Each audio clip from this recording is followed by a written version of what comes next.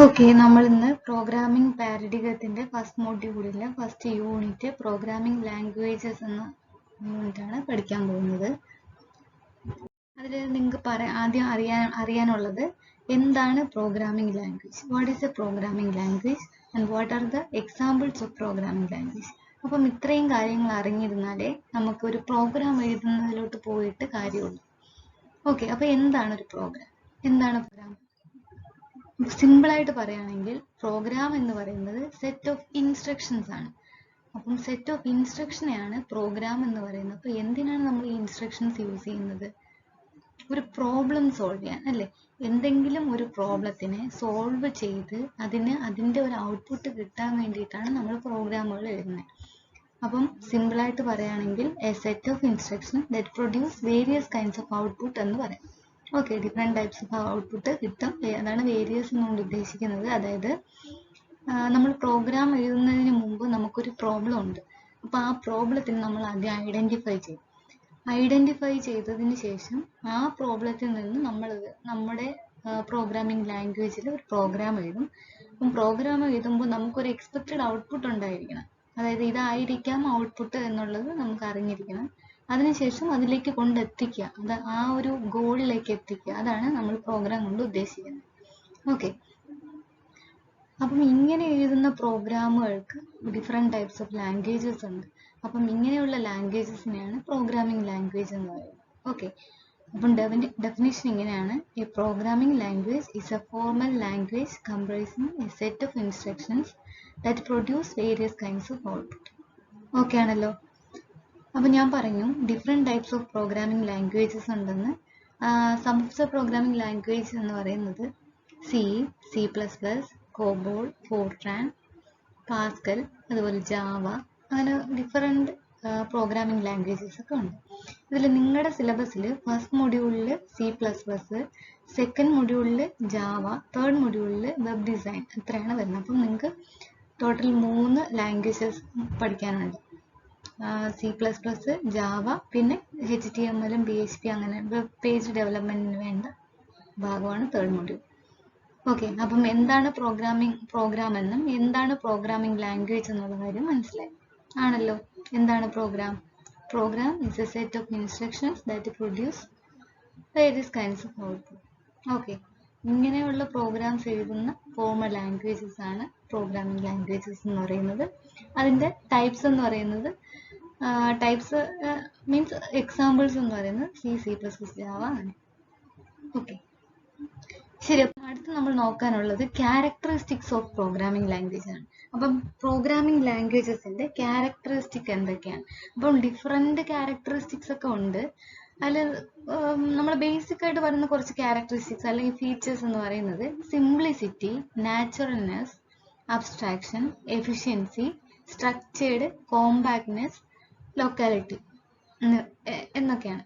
അപ്പൊ simplicity, what is mean by simplicity? ആ ടേമിൽ തന്നെ പറയുന്നുണ്ട് simplicity. It must be simple അല്ലേ? സിമ്പിൾ എന്ന് പറയുമ്പോൾ എന്താണ് ഉദ്ദേശിക്കുന്നത്? നമുക്ക് ഒരു പ്രോഗ്രാം എഴുതാനും സിമ്പിൾ ആയിരിക്കണം, എന്നാൽ അത് മനസ്സിലാക്കാനും സിമ്പിൾ ആയിരിക്കണം.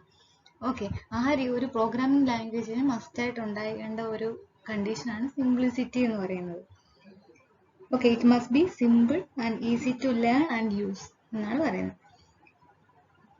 അപ്പം ഈ ലേൺ ആൻഡ് യൂസ് എന്ന് പറയുമ്പോഴത്തേക്കും എന്താണ്? നമ്മൾ ഒരു പ്രോഗ്രാം ചെയ്ത് വെച്ചിട്ടുണ്ട്. അപ്പം വേറൊരാൾ വന്ന് നിന്ന് ആ പ്രോഗ്രാം നോക്കിക്കഴിഞ്ഞാൽ അയാൾക്കത് മനസ്സിലാവണം എന്നുള്ള മീനിങ്ങിലാണ് സിംപ്ലിസിറ്റി പറയുന്നത്.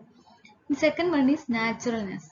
നാച്ചുറൽനെസ് എന്ന് വെച്ചാൽ നമ്മളൊരു സോഫ്റ്റ്വെയർ ചെയ്ത് കഴിയുമ്പം ഇറ്റ് മസ്റ്റ് ബി നാച്ചുറൽ എന്ന് പറയില്ല, അത് നാച്ചുറൽ ആയിരിക്കണം നമ്മുടെ പ്രോഗ്രാം. അതായത് A good language should be natural for the application area എന്നുള്ളതാണ് നാച്ചുറൽ കൊണ്ട് ഉദ്ദേശിക്കുന്നത്. And next is abstraction. അപ്പോൾ എന്താണ് അബ്സ്ട്രാക്ഷൻ, എന്താണ് അബ്സ്ട്രാക്ട് എന്നുള്ളത് എല്ലാവർക്കും അറിയായിരിക്കും. എന്താണ് അബ്സ്ട്രാക്ട്? നമ്മുടെ പ്രോജക്റ്റിന്റെ അബ്സ്ട്രാക്ട് എന്ന് പറയും. എന്താണ് അബ്സ്ട്രാക്ട്? അതായത് നമുക്ക് ആവശ്യമുള്ള കാര്യങ്ങൾ മാത്രം ഹൈലൈറ്റ് ചെയ്തിട്ട് ബാക്കിയുള്ളതെല്ലാം ഹൈഡ് ചെയ്ത് വെക്കും, ഹിഡൻ പാർട്ടിലായിരിക്കും. That is abstraction. അപ്പം ഇവിടെ ക്യാരക്ടറിസ്റ്റിക്സ് ഓഫ് പ്രോഗ്രാമിംഗ് ലാംഗ്വേജിൽ അബ്സ്ട്രാക്ഷൻ കൊണ്ട് ഉദ്ദേശിക്കുന്നത് എന്താണ്? അൺവാണ്ടഡ് ആയിട്ടുള്ള കാര്യങ്ങൾ റിമൂവ് ചെയ്തിട്ട് ആവശ്യമുള്ള കാര്യങ്ങൾ മാത്രം എന്താണ് പ്രോഗ്രാമുകളിൽ ഉൾപ്പെടുത്തുക, ഹൈലൈറ്റ് ചെയ്യുക, പ്രോഗ്രാമുകളിൽ ഉൾപ്പെടുത്തുക എന്നതാണ് അബ്സ്ട്രാക്ഷൻ കൊണ്ട് ഉദ്ദേശിക്കുന്നത്. ഓക്കെ, അതായത് അപ്പൊ അങ്ങനെ ചെയ്യുമ്പോഴത്തേക്കും റീയൂസബിലിറ്റി കൂടാൻ സാധ്യതയുണ്ട് അബ്സ്ട്രാക്ഷൻ വഴി. The next one is efficiency. Efficiency എന്താണ് efficiency? It must be efficient അല്ലേ? എഫിഷ്യൻ്റ് ആയിരിക്കണം. എഫിഷ്യൻ്റ് എങ്ങനെ എഫിഷ്യൻ്റ് ആവും? ഒരു പ്രോഗ്രാം എപ്പോഴും എഫിഷ്യൻ്റ് ആവും? നമ്മൾ ഒരു പ്രോഗ്രാമിംഗ് ലാംഗ്വേജ് എന്ന് പറയുന്നത് ഒരു ഹ്യൂമൻ റീഡബിൾ ലാംഗ്വേജ് ആണ്. അതായത് ഹൈ ലെവൽ ലാംഗ്വേജ് ആണ് പ്രോഗ്രാമിംഗ് ലാംഗ്വേജ് അല്ലേ? ഹൈ ലെവൽ, എന്തുകൊണ്ട് നമ്മൾ ഹൈ ലെവൽ ലാംഗ്വേജിൽ പ്രോഗ്രാം എഴുതുന്നു എന്ന് വെച്ചാൽ നമ്മൾ ഹ്യൂമൻ ബീയിങ്സ് എന്താണ്, അല്ലെങ്കിൽ ഒരു പ്രോഗ്രാമർ എന്ന് പറയുന്നത് ഹ്യൂമൻ ബീയിങ് ആണല്ലോ. അപ്പം അദ്ദേഹം പ്രോഗ്രാം എഴുതുമ്പോൾ അയാൾക്ക് എഴുതാൻ പറ്റുന്ന ഭാഷയിലാണ് അയാൾ എഴുതുന്നത്. എന്നാൽ ആ ഭാഷ ആർക്ക്, കമ്പ്യൂട്ടർക്ക് മനസ്സിലാവണമെന്നില്ല. അപ്പം കമ്പ്യൂട്ടറിന് അത് മനസ്സിലാവണമെങ്കിൽ കമ്പ്യൂട്ടറിൻ്റെതായ ലാംഗ്വേജ് ഉണ്ട്. അതിനെ മെഷീൻ ലാംഗ്വേജ് എന്ന് പറയും. ഓക്കെ, മെഷീൻ ലാംഗ്വേജ് എന്ന് പറയും, അല്ലെങ്കിൽ എന്താണ് മെഷീൻ കോഡെന്നോ ലോ ലെവൽ ലാംഗ്വേജ് എന്നോ പറയും. അപ്പം നമ്മൾ എഴുതുന്ന പ്രോഗ്രാം, അതായത് ഹൈ ലെവൽ ലാംഗ്വേജിൽ എഴുതുന്ന പ്രോഗ്രാമുകളെ എന്താണ് സോഴ്സ് കോഡ് അല്ലെങ്കിൽ പ്രോഗ്രാം, ഹ്യൂമൻ റീഡബിൾ കോഡ് എന്നൊക്കെ പറയാം. അപ്പം ഇങ്ങനെ എഴുതുന്ന ഈ ലാംഗ്വേജിനെ മെഷീൻ കോഡായിട്ട് കൺവേർട്ട് ചെയ്താൽ മാത്രമേ കമ്പ്യൂട്ടറിന് മനസ്സിലാവുള്ളൂ. ഓക്കെ, അതൊക്കെ നമുക്കിനി നെക്സ്റ്റ് സ്ലൈഡിലൊക്കെ പഠിക്കാം. സോ ഇവിടെ എഫിഷ്യൻ്റ് കൊണ്ട് ഉദ്ദേശിക്കുന്നത് നമ്മൾ എഴുതുന്ന പ്രോഗ്രാമിംഗ് ലാംഗ്വേജിനെ മെഷീൻ കോഡായിട്ട് കൺവേർട്ട് ചെയ്യാൻ ഈസി ആയിരിക്കണം. അതാണ് എഫിഷ്യൻ്റ് കൊണ്ട് ഇവിടെ ഉദ്ദേശിക്കുന്നത്.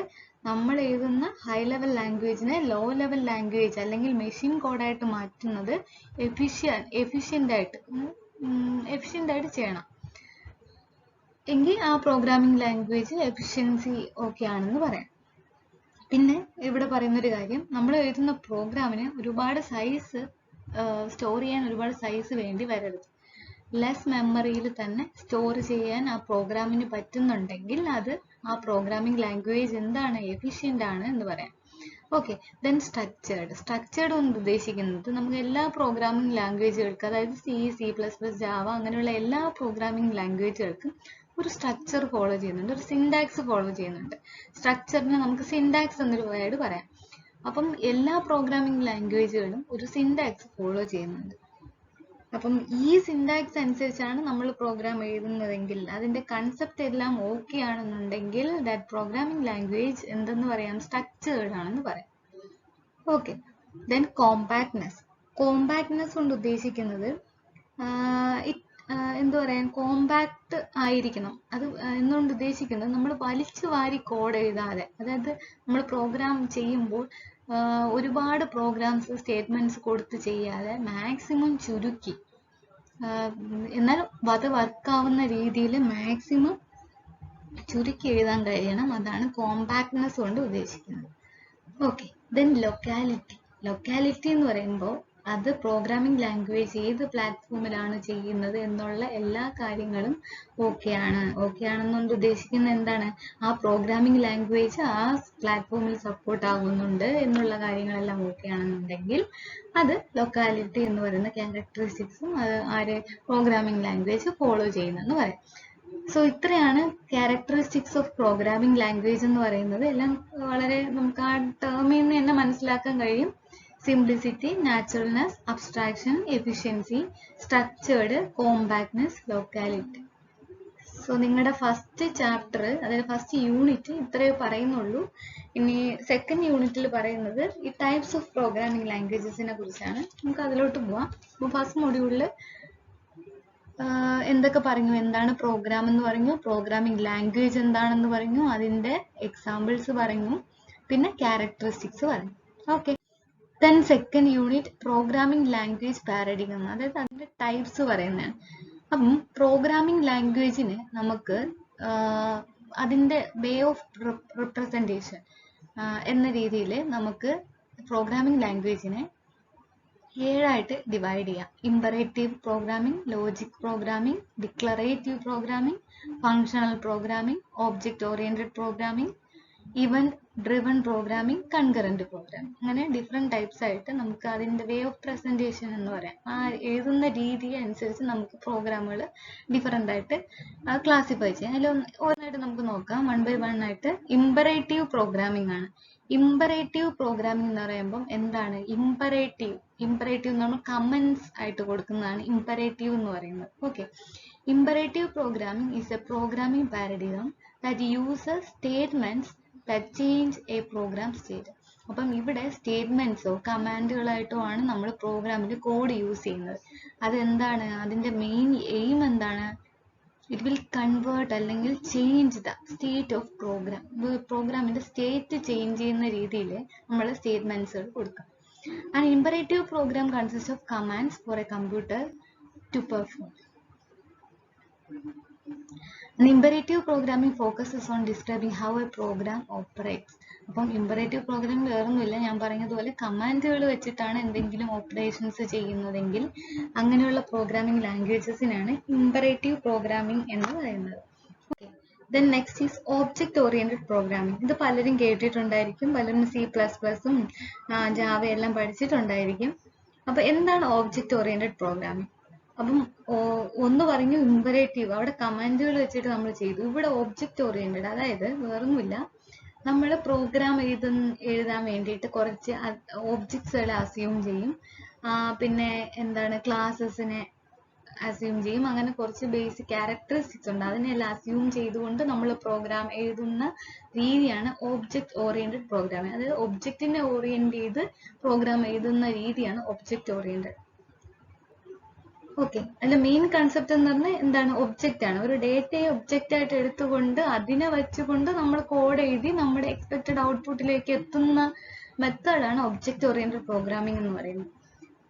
Object oriented programming is a programming paradigm based on the concept of objects which may contain data in the form of fields. Okay, often known as attribute. അപ്പം ഞാൻ പറഞ്ഞു എന്താണ് ഒബ്ജക്റ്റുകളെ ബേസ് ചെയ്തിട്ടായിരിക്കും എന്ത് പ്രോഗ്രാം എഴുതുന്നത്. അപ്പം ഈ ഒബ്ജക്റ്റുകൾ എന്താണ്? അതിന് എന്തെങ്കിലും ആട്രിബ്യൂട്ടുകളും ബിഹേവിയർ എല്ലാം കാണും അല്ലേ? Attribute, behaviour. ഫോർ എക്സാമ്പിൾ ഞാൻ എക്സാമ്പിൾ പറയാം. ഇപ്പൊ ഞാൻ ഒരു ഡോഗ് ഉണ്ട്. ഓക്കെ, ആ ഡോഗ് ഞാനൊരു ഒബ്ജക്റ്റ് ആയിട്ട് എടുക്കുകയാണ്. അപ്പൊ ആ ഡോഗിന്റെ കളറ്, അതിന്റെ എന്താണ് ലെഗ്സ്, ഇയർ, ഇതെല്ലാം അതിന്റെ ആട്രിബ്യൂട്ട് ആയിട്ട് എടുക്കാം. ഓക്കെ, ദെൻ അത് ചെയ്യുന്ന ആക്ഷൻസ് എന്താണ്? ബാർക്കിംഗ്, അങ്ങനെയുള്ള ആക്ഷൻസ്, അല്ലെങ്കിൽ വാക്കിംഗ്, അങ്ങനെയുള്ള കാര്യങ്ങളെല്ലാം എന്താണ്? ബിഹേവിയർ, മെത്തേഡായിട്ട് പറയാം. ഓക്കെ, അപ്പം അത് വെച്ചുകൊണ്ട് നമ്മൾ പ്രോഗ്രാം ചെയ്യും. ഒബ്ജക്റ്റിനെ എടുക്കുന്നു, അതിന്റെ ആട്രിബ്യൂട്ടുകളും മെത്തേഡുകളും എടുത്തുകൊണ്ട് നമ്മൾ പ്രോഗ്രാം ചെയ്ത് നമ്മുടെ ഔട്ട്പുട്ടിലേക്ക് എത്തുന്ന രീതിയാണ് ഒബ്ജക്റ്റ് ഓറിയന്റഡ് പ്രോഗ്രാമിംഗ് എന്ന് പറയുന്നത്. ഓക്കെ, അപ്പം object oriented programming language different types ഉണ്ട്. Java, C++, C#, Python, PHP, Ruby, Perl, Delphi, അങ്ങനെ ഒരുപാട് എണ്ണം ഉണ്ട്. ഇത് പലരും പഠിച്ചിട്ടുണ്ടായിരിക്കും. അപ്പം നമ്മൾ ഇവിടെ പ്രോഗ്രാമിംഗ് പാരഡിഗം എന്നാണ് നമ്മുടെ പേപ്പറിന്റെ പേര്. അപ്പൊ അതിൽ നിന്ന് തന്നെ C++ഉം പഠിക്കാനുണ്ട്, ജാവയും പഠിക്കാനുണ്ട്. Okay, next is functional programming. അപ്പം എന്താണ് ഫങ്ഷണൽ പ്രോഗ്രാമിംഗ് എന്നാണ്. ഫങ്ഷണൽ പ്രോഗ്രാമിംഗ് എന്താണ്? നമ്മൾ പ്രോഗ്രാം എഴുതുമ്പോഴത്തേക്കും ആ പ്രോഗ്രാം ഫങ്ഷൻസ് യൂസ് ചെയ്താണ് എഴുതുന്നതെങ്കിൽ അതിനെ ഫങ്ഷണൽ പ്രോഗ്രാമിംഗ് എന്ന് പറയാം. ഓക്കെ, അതായത് അതും എന്താണ് ചെയ്യുന്നത്? Changing state. ഓക്കെ, അടുത്ത് അതായത് നമ്മൾ മാത്സിലൊക്കെ f(x) എന്നൊക്കെ പറഞ്ഞ് എഴുതൂലേ, ആ രീതിയിൽ പ്രോഗ്രാം ചെയ്ത എക്സ്പ്രഷൻസ് ഒക്കെ വെച്ച് പ്രോഗ്രാം ചെയ്യുന്നതാണ് ഫങ്ഷണൽ പ്രോഗ്രാമിംഗ് എന്ന് പറയുന്നത്. നെക്സ്റ്റ് ഈസ് ലോജിക്കൽ പ്രോഗ്രാമിംഗ് ആണ്. Logical programming. അപ്പൊ ലോജിക്കൽ പ്രോഗ്രാമിംഗ് എന്ന് പറയുന്നത് കുറച്ച് ലോജിക് യൂസ് ചെയ്ത് നമ്മൾ പ്രോഗ്രാം എഴുതുകയാണെങ്കിൽ അതിനെ ലോജിക്കൽ പ്രോഗ്രാമിംഗ് എന്ന് പറയാം. Logic programming is a programming paradigm based on A formal logic. A program written in a logical programming language is a set of sentences in logical form expressing facts and rules about some problem development. അപ്പം ഞാൻ പറഞ്ഞു problem നമ്മൾ identify ചെയ്തിട്ട് ആണ് programme എഴുതുന്നത്. അപ്പം ഇങ്ങനെ എഴുതുന്ന പ്രോഗ്രാമുകൾ എങ്ങനെ? A set of sentence in logical ഫോമിലോ അല്ലെങ്കിൽ എക്സ്പ്രസിംഗ് ഫാക്ട്സ് ഓർ റൂൾസ് എന്ന രീതിയിൽ പ്രോഗ്രാം എഴുതുകയാണെന്നുണ്ടെങ്കിൽ അതിന് ലോജിക്കൽ പ്രോഗ്രാമിംഗ് എന്ന് പറയാം. അപ്പോൾ അങ്ങനെ ലോജിക്കൽ പ്രോഗ്രാം എന്ന് പറയുന്ന type of programming language follow ചെയ്യുന്ന ചില പ്രോഗ്രാമുകളാണ് ഏത് പ്രൊലോഗ് എന്ന് പറയുന്ന language, answer set programming, ASP, ഡാറ്റാലോഗ്, ഇതെല്ലാം എന്താണ് ലോജിക്കൽ പ്രോഗ്രാമിംഗിന്റെ എക്സാമ്പിൾസ് ആണ്. Okay, then next is event driven programming. എന്താണ് ഇവന്റ്? കമ്പ്യൂട്ടറിൽ ഇവന്റ് എന്ന് പറയുമ്പോഴത്തേക്കും എന്തെങ്കിലും ഒരു ആക്ഷൻ സംഭവിച്ചാൽ അതിനെ ഇവന്റ് എന്ന് പറയാം. ഓക്കെ, അപ്പം വരും ക്ലാസ്സുകളിൽ നിങ്ങൾ ഇവന്റ് ഡ്രിവൺ പ്രോഗ്രാം എല്ലാം പഠിക്കും. അപ്പൊ എന്താണ് ഇവന്റ് ഡ്രിവൺ എന്ന് പറഞ്ഞാൽ ഒരു ആക്ഷൻ സംഭവിച്ചാൽ അതിൽ ഒരു ആക്ഷൻ ചെയ്യുമ്പോൾ അതിൽ എന്തെങ്കിലും ഒരു പ്രോസസ്സിൽ മാറ്റം വരുവാണെങ്കിൽ അതിന് ഇവന്റ് ഡ്രിവൺ എന്ന് പറയാം. ഫോർ എക്സാമ്പിൾ, നമ്മളിപ്പോൾ മൗസ് ക്ലിക്ക് ചെയ്യാണ് അല്ലെങ്കിൽ കീ പ്രസ് ചെയ്യുകയാണ്, അപ്പോഴത്തേക്ക് എന്തെങ്കിലും ആക്ഷൻ സംഭവിക്കും, എന്തെങ്കിലും ഒരു മൂവ്മെന്റ് അല്ലെങ്കിൽ പ്രോഗ്രാമിൽ എന്തെങ്കിലും ഒരു ഔട്ട്പുട്ടിൽ ഒരു വേരിയേഷൻ വരികയാണെന്നുണ്ടെങ്കിൽ അതിനെന്താണ് ഇവന്റ് ഡ്രിവൺ പ്രോഗ്രാമിംഗ് എന്ന് പറയാം. ഓക്കെ, അപ്പൊ അതനുസരിച്ച് ചെയ്യുന്ന ഒരു പ്രോഗ്രാമിംഗ് ലാംഗ്വേജ് ആണ് ജാവാസ്ക്രിപ്റ്റ് എന്ന് പറയുന്നത്. അത് വെബ് പേജ് ഡെവലപ്മെന്റിന് നമ്മൾ യൂസ് ചെയ്യാറുള്ള ലാംഗ്വേജ് ആണ് ജാവാസ്ക്രിപ്റ്റ്. ഓക്കെ, ഇതാണ് event driven programming. Then concurrent programming. Concurrent എന്ന് പറയുമ്പം എന്താണ് കൺകറന്റ്, എന്താണ് സൈമിൾട്ടേനിയസ്?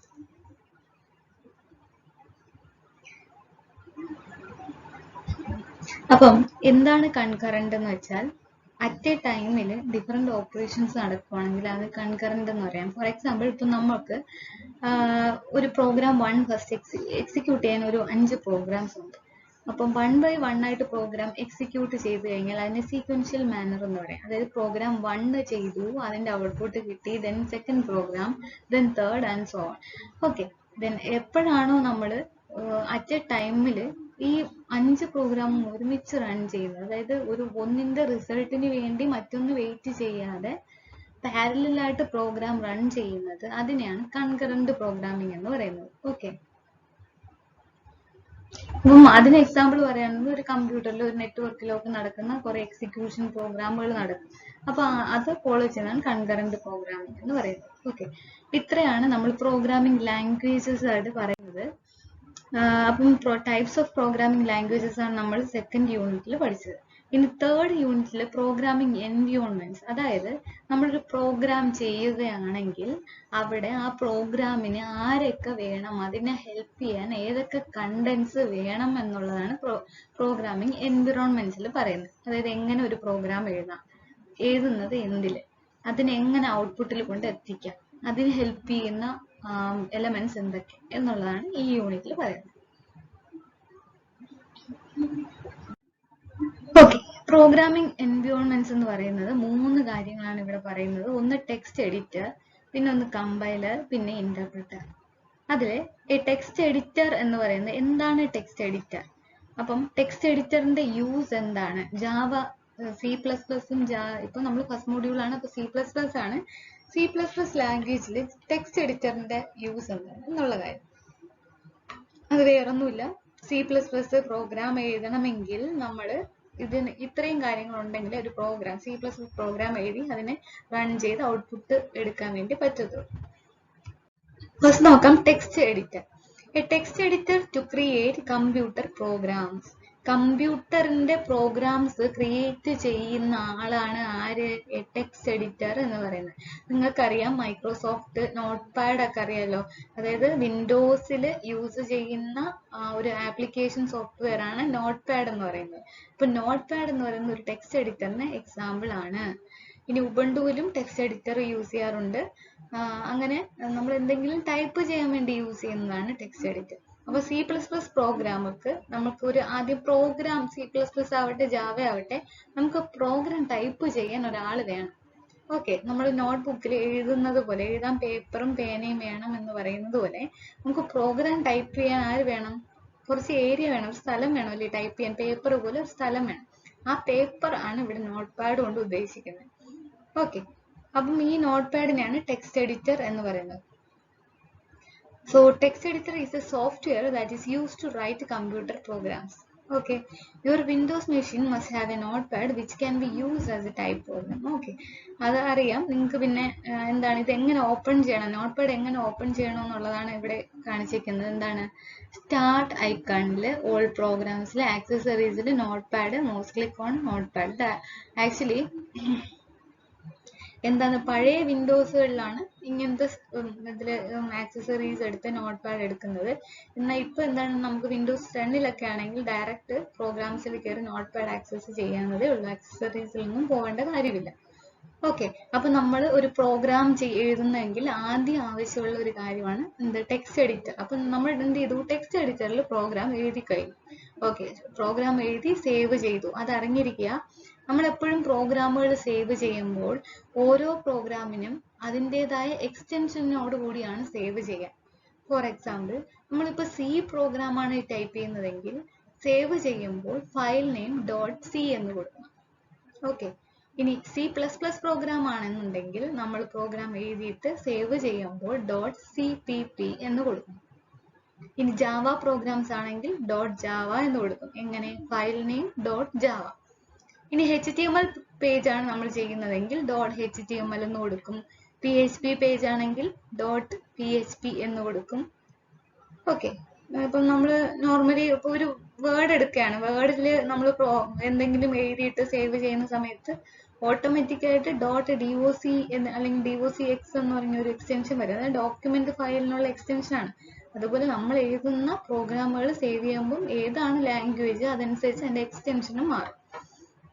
ഓക്കെ, അപ്പൊ ഇവിടെ എന്ത് ചെയ്തു, ഞാനിപ്പം C++ ആണ് പ്രോഗ്രാം എഴുതിയത്. ടെക്സ്റ്റ് എഡിറ്ററിൽ പ്രോഗ്രാം എഴുതി എന്നിട്ട് സേവ് ചെയ്തു. .cpp എന്ന് പറഞ്ഞ് സേവ് ചെയ്തു. ഓക്കെ, ഇനി അടുത്ത് എന്ത് ചെയ്യണം, അടുത്ത് നിങ്ങൾ ആലോചിക്കുക, നമ്മൾ എഴുതിയ ലാംഗ്വേജ്, നമ്മൾ എഴുതിയ പ്രോഗ്രാം ഹൈ ലെവൽ ലാംഗ്വേജ് ആണ്, അതായത് ഹ്യൂമൻ റീഡബിൾ ലാംഗ്വേജ് ആണ്. ഓക്കെ, ഹ്യൂമൻ റീഡബിൾ ലാംഗ്വേജ് അറിയാം, നമ്മൾ C++ header file #include IOStream.h അങ്ങനെയൊക്കെ എഴുതുന്നതാണ്. അപ്പം അത് ഹ്യൂമൻ റീഡബിൾ എന്ന് പറയുമ്പോൾ നമ്മൾ ഇംഗ്ലീഷിലാണ് എഴുതിയിരിക്കുന്നത്, നമുക്കത് വായിക്കാൻ പറ്റും. ഓക്കെ, അപ്പൊ അതിന് എന്ത് ചെയ്യണം, കമ്പ്യൂട്ടറിന്റെ ലാംഗ്വേജിലേക്ക് കൺവേർട്ട് ചെയ്യണം, അതായത് മെഷീൻ കോഡാക്കി മാറ്റണം. അപ്പൊ അതിന് ആരുടെയൊക്കെയോ സഹായം വേണ്ടി വരും. അതാണ് ഇനി അടുത്ത് പറയാൻ പോകുന്ന ആള്. ആരാണ്, കമ്പൈലർ. ഓക്കെ, സോ എന്താണ് കമ്പൈലർ? കമ്പൈലർ എന്ന് പറയുന്നത്, compiler is used to compile the programs into binary format. Binary ഫോർമാറ്റിലേക്ക് കൺവേർട്ട് ചെയ്യാൻ വേണ്ടി യൂസ് ചെയ്യുന്ന ഒരു സോഫ്റ്റ്വെയർ ആണ് കമ്പൈലർ. അപ്പം ആക്ച്വലി ആലോചിക്കുക, കമ്പൈലർ എന്ന് പറയുന്നത് ആക്ച്വലി സെറ്റ് ഓഫ് കോഡാണ്, സെറ്റ് ഓഫ് പ്രോഗ്രാംസ് ആണ്. ഓക്കെ, ഈ പ്രോഗ്രാമുകളിൽ പ്രോഗ്രാമുകൾ എന്ത് ചെയ്യും, നമ്മുടെ ഹ്യൂമൻ റീഡബിൾ ആയിട്ടുള്ള ഹൈ ലെവൽ ലാംഗ്വേജ് അല്ലെങ്കിൽ സോഴ്സ് കോഡിനെ കൺവേർട്ട് ചെയ്ത് മെഷീൻ കോഡായിട്ട് മാറ്റും. ഓക്കെ, അപ്പം അത് ഓൾറെഡി നമ്മൾ ഈ ലാംഗ്വേജസ് ഒക്കെ ഡെവലപ്പ് ചെയ്ത സമയത്ത് സിക്കുള്ള കമ്പൈലർ ഇതാണ്, C++നുള്ള കമ്പൈലർ ഇതാണ്, ജാവയ്ക്കുള്ളത് ഇതാണ് എന്നെല്ലാം പ്രത്യേകിച്ച് ഡിസൈൻ ചെയ്ത് വെച്ചിട്ടുണ്ട്. അപ്പൊ നമ്മളിപ്പോ C++ പ്രോഗ്രാം ആണോ എഴുതുന്നതെങ്കിൽ അതിൻ്റെതായ ഒരു കമ്പൈലർ ഉണ്ട്. ആ കമ്പൈലർ ആയിരിക്കും ഇവിടെ നമ്മൾ ഇൻസ്റ്റാൾ ചെയ്യുന്ന സമയത്ത് എടുക്കുന്നത്. ഓക്കെ, അപ്പം ഈ കമ്പൈലർ എന്ത് ചെയ്യും, നമ്മൾ എഴുതി വെച്ചിരിക്കുന്ന ഹൈ ലെവൽ ലാംഗ്വേജ് അല്ലെങ്കിൽ എന്ത് ലാംഗ്വേജ് ആണ്, ഹൈ ലെവൽ ലാംഗ്വേജ് അല്ലെങ്കിൽ സോഴ്സ് കോഡ് അല്ലെ, അപ്പം ആ കോഡിനെ കൺവേർട്ട് ചെയ്ത് മെഷീൻ കോഡായിട്ട് മാറ്റും. Then a compiler is a computer program set of programs and it performs source code written in a programming language into another computer language. This binary form known as object code. Okay, ഞാൻ പറയും source code, നമ്മൾ എഴുതിയ ലാംഗ്വേജിനെ source code എന്നും മറ്റേതിനെ machine code എന്നും അല്ലെങ്കിൽ object code എന്ന് പറയാം. The most common reason for converting source code is to create an executable program. അതായത് നമ്മൾ പ്രോഗ്രാം എക്സിക്യൂട്ട് ചെയ്യുന്നതിന് വേണ്ടിയിട്ടാണ് നമ്മൾ സോഴ്സ് കോഡ് കമ്പ്യൂട്ടറിന് മനസ്സിലാക്കി അതിന്റെ ഔട്ട്പുട്ട് കിട്ടുന്നതിന് വേണ്ടിയിട്ടാണ് നമ്മൾ ഈ കമ്പൈലർ യൂസ് ചെയ്യുന്നത്. ഓക്കെ, ഇനി കമ്പൈലർ എന്ത് ചെയ്തു, അപ്പൊ നമ്മൾ എഴുതിയ human readable high level source കോഡിനെ കൺവേർട്ട് ചെയ്ത് എന്ത് ചെയ്തു, മെഷീൻ കോഡായിട്ട് അല്ലെങ്കിൽ ഒബ്ജക്റ്റ് കോഡായിട്ട് വെച്ചു. ഇനി അടുത്ത് എന്ത് ചെയ്യണം, അടുത്താണ് ഇന്റർപ്രെറ്റർ. ഇന്റർപ്രെറ്റർ എന്ന് പറയുമ്പോൾ എന്ത് ചെയ്യും, ഇന്റർപ്രെറ്റർ എക്സിക്യൂട്ട് ദ പ്രോഗ്രാം ഡയറക്ട്ലി. അപ്പൊ ഈ കിട്ടിയ ഒബ്ജക്റ്റ് കോഡിനെ ഡയറക്റ്റ് ആയിട്ട് ഇന്റർപ്രറ്റ് ചെയ്ത് ഔട്ട്പുട്ടിലേക്ക് കൊണ്ടെത്തിക്കുന്ന ആളാണ് ആര്, ഇന്റർപ്രെറ്റർ. ഓക്കെ, അത്രേ ഉള്ളൂ. ഇന്റർപ്രിറ്റർ എന്ന് പറയുന്നത് ജസ്റ്റ് ഇന്റർപ്രറ്റ് ചെയ്യുന്ന ഒരു ചിലപ്പോൾ കമ്പൈലർ ഒരു ഇന്റർമീഡിയറ്റ് കോഡ് ആയിരിക്കും ഉണ്ടാക്കി വെച്ചേക്കുന്നത്. ഫോർ എക്സാമ്പിൾ ഈ പറഞ്ഞ ഒബ്ജക്റ്റ് കോഡ് തന്നെയാണ് ഇന്റർമീഡിയറ്റ് കോഡ്. ആ ഒബ്ജക്റ്റ് കോഡിൽ നിന്നും ഔട്ട്പുട്ടിലേക്ക് എത്താൻ വേണ്ടിയിട്ടുള്ള കാര്യങ്ങൾ ചെയ്യുന്ന ആളാണ് ഇന്റർപ്രിറ്റർ. അപ്പൊ 3 കാര്യങ്ങളാണ് ഇവിടെ മെയിൻ ആയിട്ട് വേണ്ട. ഒന്ന് ടെക്സ്റ്റ് എഡിറ്റർ വേണം, കമ്പൈലർ വേണം, ഇന്റർപ്രിറ്റർ വേണം. അത്രയും ചെയ്യുമ്പോഴത്തേക്കും നമുക്ക് ഔട്ട്പുട്ട് കിട്ടും. ഇനി ഇതെല്ലാം കൂടെ ഒരുമിച്ച് ഒരു കിറ്റ് ആയിട്ട് വരുന്നുണ്ട്. അതായത് എല്ലാ സോഫ്റ്റ്വെയറും കൂടെ, ടെക്സ്റ്റ് എഡിറ്റർ, പിന്നെ നമ്മൾ യൂസ് ചെയ്യുന്ന കമ്പൈലർ, ഇന്റർപ്രറ്റർ, ഇതെല്ലാം കൂടെ ഒരുമിച്ച് ഒരു കിറ്റ് ആയിട്ട് വരുന്നുണ്ട്. അതിനെ ഇന്ററാക്റ്റീവ് ഡെവലപ്മെന്റ് ടൂൾസ് അല്ലെങ്കിൽ ടൂൾസ് കിറ്റ് എന്ന് പറയും. ഓക്കെ, അപ്പം ഈ ടൂൾ കിറ്റ് വെച്ചിട്ടാണ് നമ്മൾ പ്രോഗ്രാംസ് ഒക്കെ ചെയ്യുന്നത്. അപ്പം ഓരോന്നിനും, അതായത് C++ പ്രോഗ്രാമിന് ടർബോ CPP ഉണ്ട്, സിക്ക് ടർബോ C ഉണ്ട്, ജാവയ്ക്ക് നെറ്റ്ബീൻസ്, എക്ലിപ്സ്, അങ്ങനെ ഒരുപാട് പിന്നെ ഇന്റഗ്രേറ്റഡ് ഡെവലപ്മെന്റ് എൻവയോൺമെന്റ് അവൈലബിൾ ആണ്. അതായത് ഇന്ററാക്റ്റീവ് ഡെവലപ്മെന്റ് ടൂൾസ് കിറ്റുകൾ അവൈലബിൾ ആണ്. അപ്പൊ നമ്മൾ എന്ത് ചെയ്താൽ മതി, ഡയറക്റ്റ് ഒരു സോഫ്റ്റ്വെയറിനെ ഡൗൺലോഡ് ചെയ്ത് കഴിഞ്ഞാൽ ഈ 3 കാര്യങ്ങൾ അതിൽ തന്നെ കിട്ടും. എന്തെല്ലാം? കമ്പൈലർ, ഇന്റർപ്രിറ്റർ, ടെക്സ്റ്റ് എഡിറ്റർ എല്ലാം. Okay,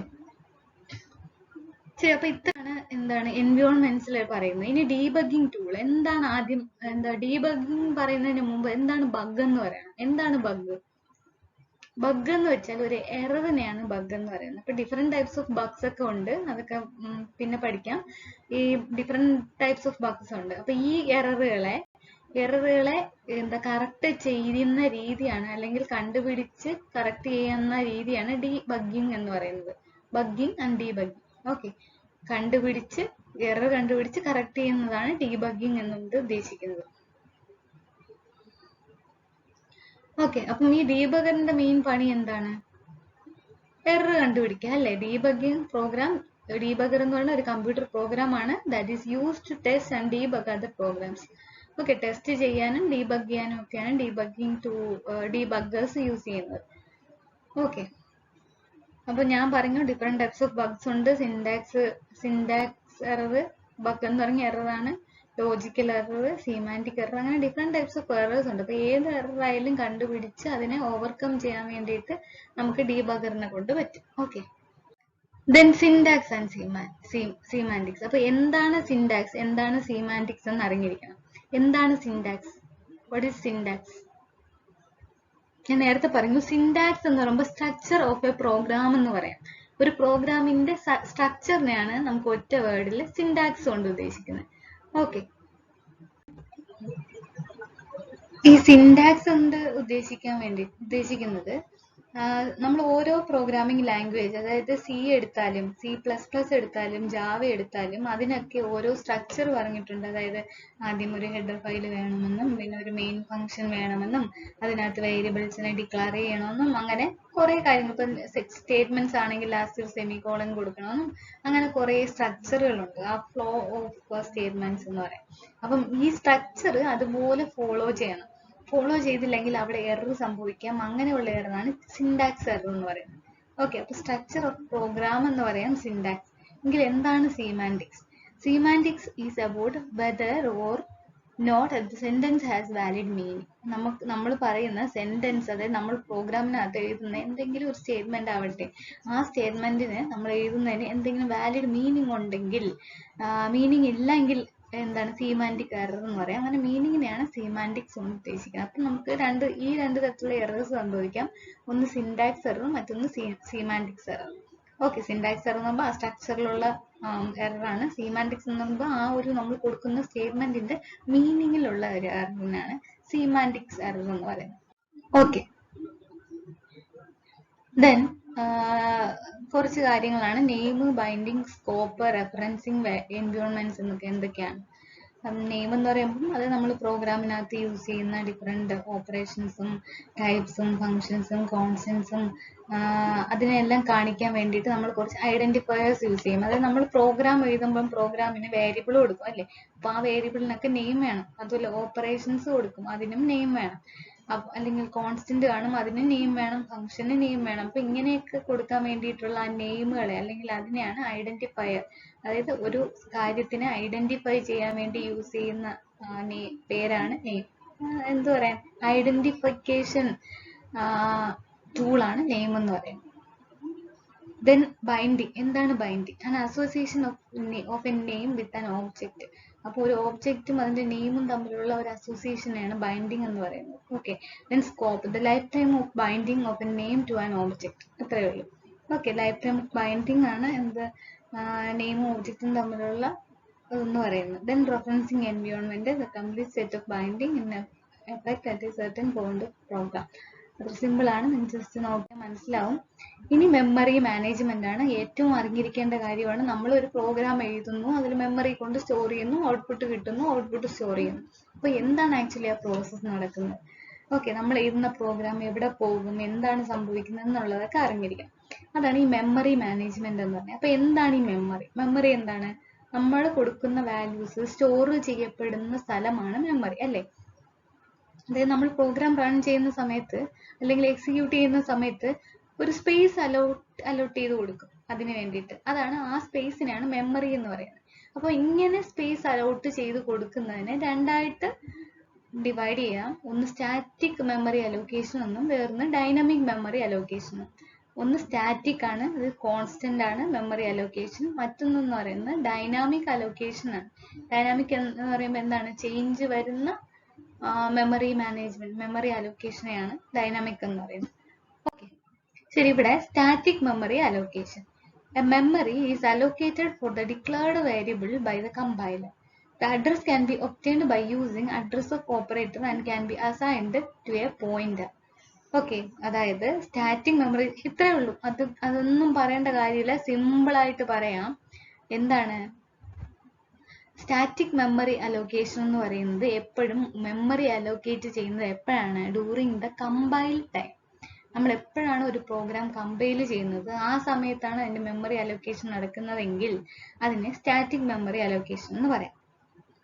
okay. Static memory allocation അതായത് കമ്പൈൽ ടൈമിൽ നടക്കും. കമ്പൈൽ എന്താണ്? കമ്പൈല് നമ്മുടെ കയ്യിലുള്ള സോഴ്സ് കോഡിനെ ഒബ്ജക്റ്റ് കോഡായിട്ട് കൺവേർട്ട് ചെയ്യുന്നതാണ് കമ്പൈലറിന്റെ പണി. ആ ടൈമാണ് കമ്പൈൽ ടൈം. ഓക്കെ. അപ്പം ഇങ്ങനെ കമ്പൈൽ ടൈം നടക്കുന്ന സമയത്ത് എന്താണ്? മെമ്മറി അലോക്കേഷൻ നടക്കും. മെമ്മറി അലോക്കേഷനും കൂടെ നടക്കുകയാണെന്നുണ്ടെങ്കിൽ അതിനെ സ്റ്റാറ്റിക് മെമ്മറി അലോക്കേഷൻ എന്ന് പറയാം. ഓക്കെ. ദെൻ അടുത്ത് അതുപോലെ ഒരു എക്സാമ്പിൾ ഞാൻ പറഞ്ഞുതരാം. ഇപ്പം നമ്മൾ ഒരു പ്രോഗ്രാം എഴുതുകയാണ് സിയും C++ ജാവയിലല്ല, ഇൻഡ് എക്സ് എന്ന് പറയുന്നത് ഇൻഡിജർ എക്സ് ആണ്. അപ്പം അത് നമ്മൾ ഡീറ്റെയിൽ ആയിട്ട് പഠിക്കാം പ്രോഗ്രാം എഴുതുമ്പം. എന്നാലും മനസ്സിലാക്കുക, എക്സ് എന്ന് പറയുന്നത് ഇവിടെ ഒരു വേരിയബിൾ ആണ്. ഈ എക്സ് എന്ന് പറയുന്ന വേരിയബിൾ ഏത് തരം വേരിയബിൾ എന്ന് പറഞ്ഞു കൊടുക്കുന്നതാണ് ഇൻഡ് എന്ന് പറയുന്ന കീവേഡ്. ആക്ച്വലി ഇൻഡ് എന്ന് പറയുന്നതിന് ഡാറ്റ ടൈപ്പ് എന്ന് പറയാം. ഞാൻ ജസ്റ്റ് പറയുന്നതേ ഉള്ളൂ. ഇൻഡ് എക്സ് എന്ന് പറയുന്നതിൽ എക്സ് എന്ന് പറയുന്നത് എന്താണ്? വേരിയബിൾ ആണ്. ഇൻഡ് എന്ന് പറയുന്നത് എന്ത്? അതൊരു ഡാറ്റ ടൈപ്പ് ആണ്. അതായത് നമ്മൾ കൊടുക്കുന്ന വാരിയബിളിനെ ഐഡന്റിഫൈ ചെയ്യാൻ വേണ്ടിയിട്ട് കൊടുത്തിരിക്കുന്ന ടൈപ്പ്. അതായത് നമ്മൾ കൊടുക്കുന്ന വേരിയബിൾ ഏത് ടൈപ്പ് ആണെന്ന് പറയാനാണ് ഈ ഡാറ്റ ടൈപ്പ് കൊടുക്കുന്നത്. അപ്പോൾ ഇൻഡ് എക്സ് കൊണ്ട് മീനിങ് അത് എക്സ് എന്ന് പറയുന്നത് ഇൻഡിജർ ആണ്. ഇൻഡിജർ എന്ന് പറയുന്നത് കൗണ്ടിങ് നമ്പർ ആണ്. ഇൻഡിജർ എന്ന് പറയാൻ വേണ്ടിയിട്ടാണ് ഇൻഡ് എന്ന് കൊടുത്തേക്കുന്നത്. ഓക്കെ. അപ്പം ഇവിടെ ആ ഇൻഡ് എക്സിന് എന്ത് സംഭവിക്കും? സ്റ്റാറ്റിക് മെമ്മറി അലോക്കേഷൻ നടക്കുന്ന സമയത്ത് ഇൻഡ് എക്സിന് എന്ത് സംഭവിക്കും എന്നുള്ളതാണ്.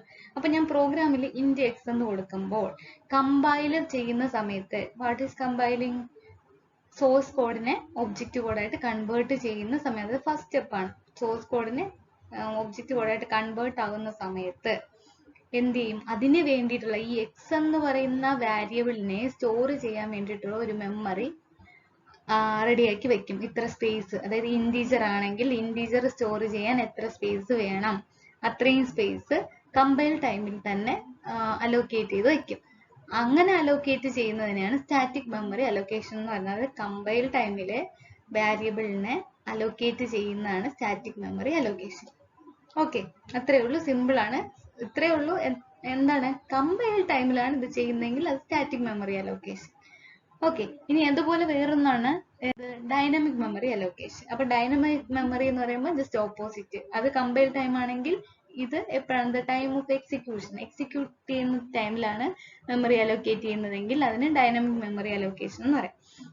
ഓക്കെ. എന്താണ് എക്സിക്യൂട്ടിംഗ് ടൈം? അത് കമ്പൈൽ കഴിഞ്ഞിട്ട് നമ്മൾ ഔട്ട്പുട്ടിന്റെ സ്ക്രീൻ വന്നു കഴിഞ്ഞിട്ട് അപ്പോൾ അതിനുശേഷം എന്താണോ കൊടുക്കുന്നത് അതനുസരിച്ച് ഔട്ട്പുട്ട് നമ്മൾ അല്ല മെമ്മറി അലോക്കേറ്റ് ചെയ്യുന്നെങ്കിൽ അതിന് ടൈം ഓഫ് എക്സിക്യൂഷൻ എന്ന് പറയാം. ഓക്കെ. അപ്പം ഇങ്ങനെ എക്സിക്യൂഷൻ ടൈമിലുള്ളതാണ് ഡൈനാമിക് മെമ്മറി അലോക്കേഷൻ എന്ന് പറയുന്നത്. ഈ ഡൈനാമിക് മെമ്മറി അലോക്കേഷനിൽ തന്നെ ഡിഫറെന്റ് ഫങ്ഷൻസ് യൂസ് ചെയ്യാം. ഫോർ എക്സാമ്പിൾ ഞാൻ ഒന്ന് ജസ്റ്റ് ഒന്ന് പറഞ്ഞു പോവാം. ഇപ്പൊ അറേ എടുക്കുകയാണ്. അറേ എന്ന് പറയുമ്പോൾ എന്താ, സിമിലർ ഡാറ്റ ടൈപ്സ് ഉള്ള വേരിയബിൾസിനെ സ്റ്റോർ ചെയ്യുന്നതാണ് അറേ. അപ്പം അറേയില് നമുക്ക് എങ്ങനെ ഈ ഡൈനാമിക് മെമ്മറി അലോക്കേഷൻ നടത്താൻ പറ്റും? എങ്ങനെയാണ് നമ്മൾ അറേയുടെ സൈസ് അറിയത്തില്ല എന്നുണ്ടെങ്കിൽ നമുക്ക് അപ്പോൾ ഡൈനാമിക് മെമ്മറി അലോക്കേഷൻ കൊടുക്കാം. ഓക്കെ, അപ്പം എന്താണ് static memory allocation, dynamic memory allocation മനസ്സിലായത്? സ്റ്റാറ്റിക് എന്ന് പറയുമ്പോൾ കമ്പൈൽ ടൈമിൽ ആദ്യം തന്നെ നമ്മൾ അറേയല്ല സൈസ് മെമ്മറിയുടെ സൈസ് എല്ലാം അലോട്ട് ചെയ്ത് കൊടുക്കുന്നതാണ് മെമ്മറി മാനേജ്മെന്റ്. ദെൻ മെമ്മറി എന്താണ് സ്റ്റാറ്റിക് മെമ്മറി അലോക്കേഷൻ. അടുത്ത ഡൈനാമിക് മെമ്മറി അലോക്കേഷൻ എന്ന് പറയുമ്പോൾ എക്സിക്യൂഷൻ സമയത്ത് നമ്മൾ എന്തെങ്കിലും എൻ്റർ ചെയ്യുന്നതിന്റെ കീ സ്ട്രോക്ക് അനുസരിച്ച് അതിന്റെ മെമ്മറി എടുക്കുന്നതാണ് ഡൈനാമിക് മെമ്മറി അലോക്കേഷൻ എന്ന് പറയുന്നത്. ഓക്കെ, ദെൻ ഒരു സിമ്പിൾ C++ പ്രോഗ്രാം പഠിക്കാം. ഈ സിമ്പിൾ C++ പ്രോഗ്രാം കഴിഞ്ഞിട്ട് ബേസിക് ആയിട്ട് പഠിച്ചു കഴിയുമ്പോഴത്തേക്കും ഒരു ചെറിയ ഐഡിയ കിട്ടും ഇവിടെ എന്തൊക്കെയാണ് യൂസ് ചെയ്യുന്നുള്ളത്. ഓക്കെ, അപ്പം C++ പ്രോഗ്രാം അറിഞ്ഞിരിക്കേണ്ട ഞാൻ കുറെ എലമെന്റ്സുകൾ ഞാൻ പറഞ്ഞു. എന്താണ്, ഒരു ടെക്സ്റ്റ് എഡിറ്റർ വേണം, കമ്പൈലർ വേണം, ഇന്റർപ്രിറ്റർ വേണം. ഇപ്പൊ അതൊന്നും ഇല്ലാന്നുണ്ടെങ്കിൽ നമുക്ക് ജസ്റ്റ് ഒരു സോഫ്റ്റ്വെയർ മതി. ആ സോഫ്റ്റ്വെയർ ഇട്ട് നമുക്ക് C++ പ്രോഗ്രാം റൺ ചെയ്യാവുന്നതേ ഉള്ളൂ. ഓക്കെ, ഇവിടെ എക്സാമ്പിൾ C++ പ്രോഗ്രാമിൽ എന്താണ് hash include using name space std എന്ന് പറയുന്നുണ്ട്. അല്ലെങ്കിൽ ഇവിടെ നമുക്കൊരു ഹെഡർ ഫയൽ കൊടുക്കാം, ഹാഷ് ഇൻക്ലൂഡ് iostream.h എന്ന് കൊടുക്കാം. ഞാൻ ഈ പ്രോഗ്രാമിൽ എഴുതിയിട്ടില്ല, നമുക്ക് അങ്ങനെ പഠിച്ചു പോകാം. ഇപ്പൊ സ്റ്റാൻഡേർഡ് നെയിം സ്പേസ് എടുക്കുന്നതിന് പകരം എന്താണ് നോർമലി പ്രോഗ്രാമുകളിൽ ഹെഡർ ഫയൽ യൂസ് ചെയ്യുന്ന കാര്യം പറയാം. അപ്പൊ എന്തിനാണ് നമ്മൾ ഈ ഹെഡർ ഫയൽ യൂസ് ചെയ്യുന്നത് എന്നുള്ള കാര്യം അറിഞ്ഞിരിക്കണം. നിങ്ങൾ C ലാംഗ്വേജ് ഒക്കെ പഠിച്ചിട്ടുള്ളവർ കാണും, സിയിലും ഹെഡർ ഫയൽ ഉണ്ട്. ഏതാണ്, hash include stdio.h standard input output എന്ന് പറയുന്ന ഒരു ഹെഡർ ഫയൽ യൂസ് ചെയ്യാം. അപ്പൊ എന്താണ് ഈ ഹെഡർ ഫയലിന്റെ ആവശ്യം, എന്തിന് നമ്മൾ ഹെഡർ ഫയൽ യൂസ് ചെയ്യണം?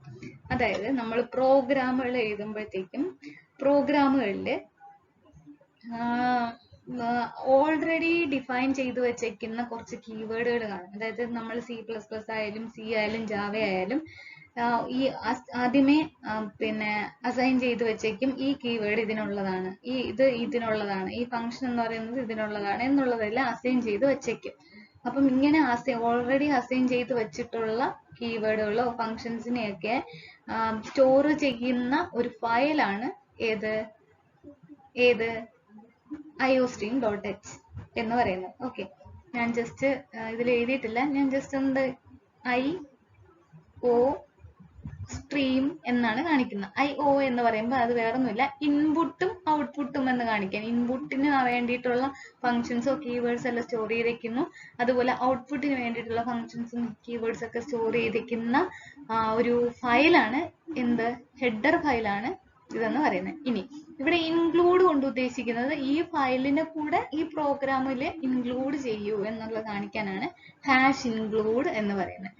ഓക്കെ, അപ്പൊ എന്തിനാണ് നമ്മൾ ഹെഡർ ഫയൽ യൂസ് ചെയ്യുന്നതെന്ന് വെച്ചാൽ പ്രീ ഡിഫൈൻഡ് ആയിട്ടുള്ള കുറച്ച് ഫങ്ഷൻസും കീവേഡ്സും ഒക്കെ നമ്മൾ പ്രോഗ്രാമുകളിൽ യൂസ് ചെയ്യാം. അപ്പം അതിനെ കമ്പ്യൂട്ടറിന് മനസ്സിലാക്കാൻ വേണ്ടിയിട്ടാണ് നമ്മൾ ഹെഡർ ഫയലിനെ ഇൻക്ലൂഡ് ചെയ്യുന്നത്. ഓക്കെ, കമ്പ്യൂട്ടറിന് അറിയണം. അല്ലെങ്കിൽ ഇപ്പൊ നമ്മൾ ഈ ഹെഡർ ഫയൽ ഇല്ലാതെ ഇത്രയും പ്രോഗ്രാമാണ് ടൈപ്പ് ചെയ്ത് വെക്കുന്നെങ്കിൽ ഇതെല്ലാം കുറെ കീവേഡുകൾ നമ്മൾ ഡിഫൈൻ ചെയ്യാതെ ഓൾറെഡി ഉള്ള കീവേഡുകളൊന്നും നമ്മൾ ഡിഫൈൻ ചെയ്ത് കൊടുക്കുന്നില്ല. അപ്പൊ അതിനൊക്കെ എറർ വരാൻ സാധ്യതയുണ്ട്. അവിടെ അപ്പൊ നമ്മൾ എന്ത് ചെയ്യണം, നമുക്ക് അതിനു വേണ്ട ഏതാണോ ഹെഡർ ഫയൽ ആ കറസ്പോണ്ടിങ് ഹെഡർ ഫയൽ കൊടുക്കുക.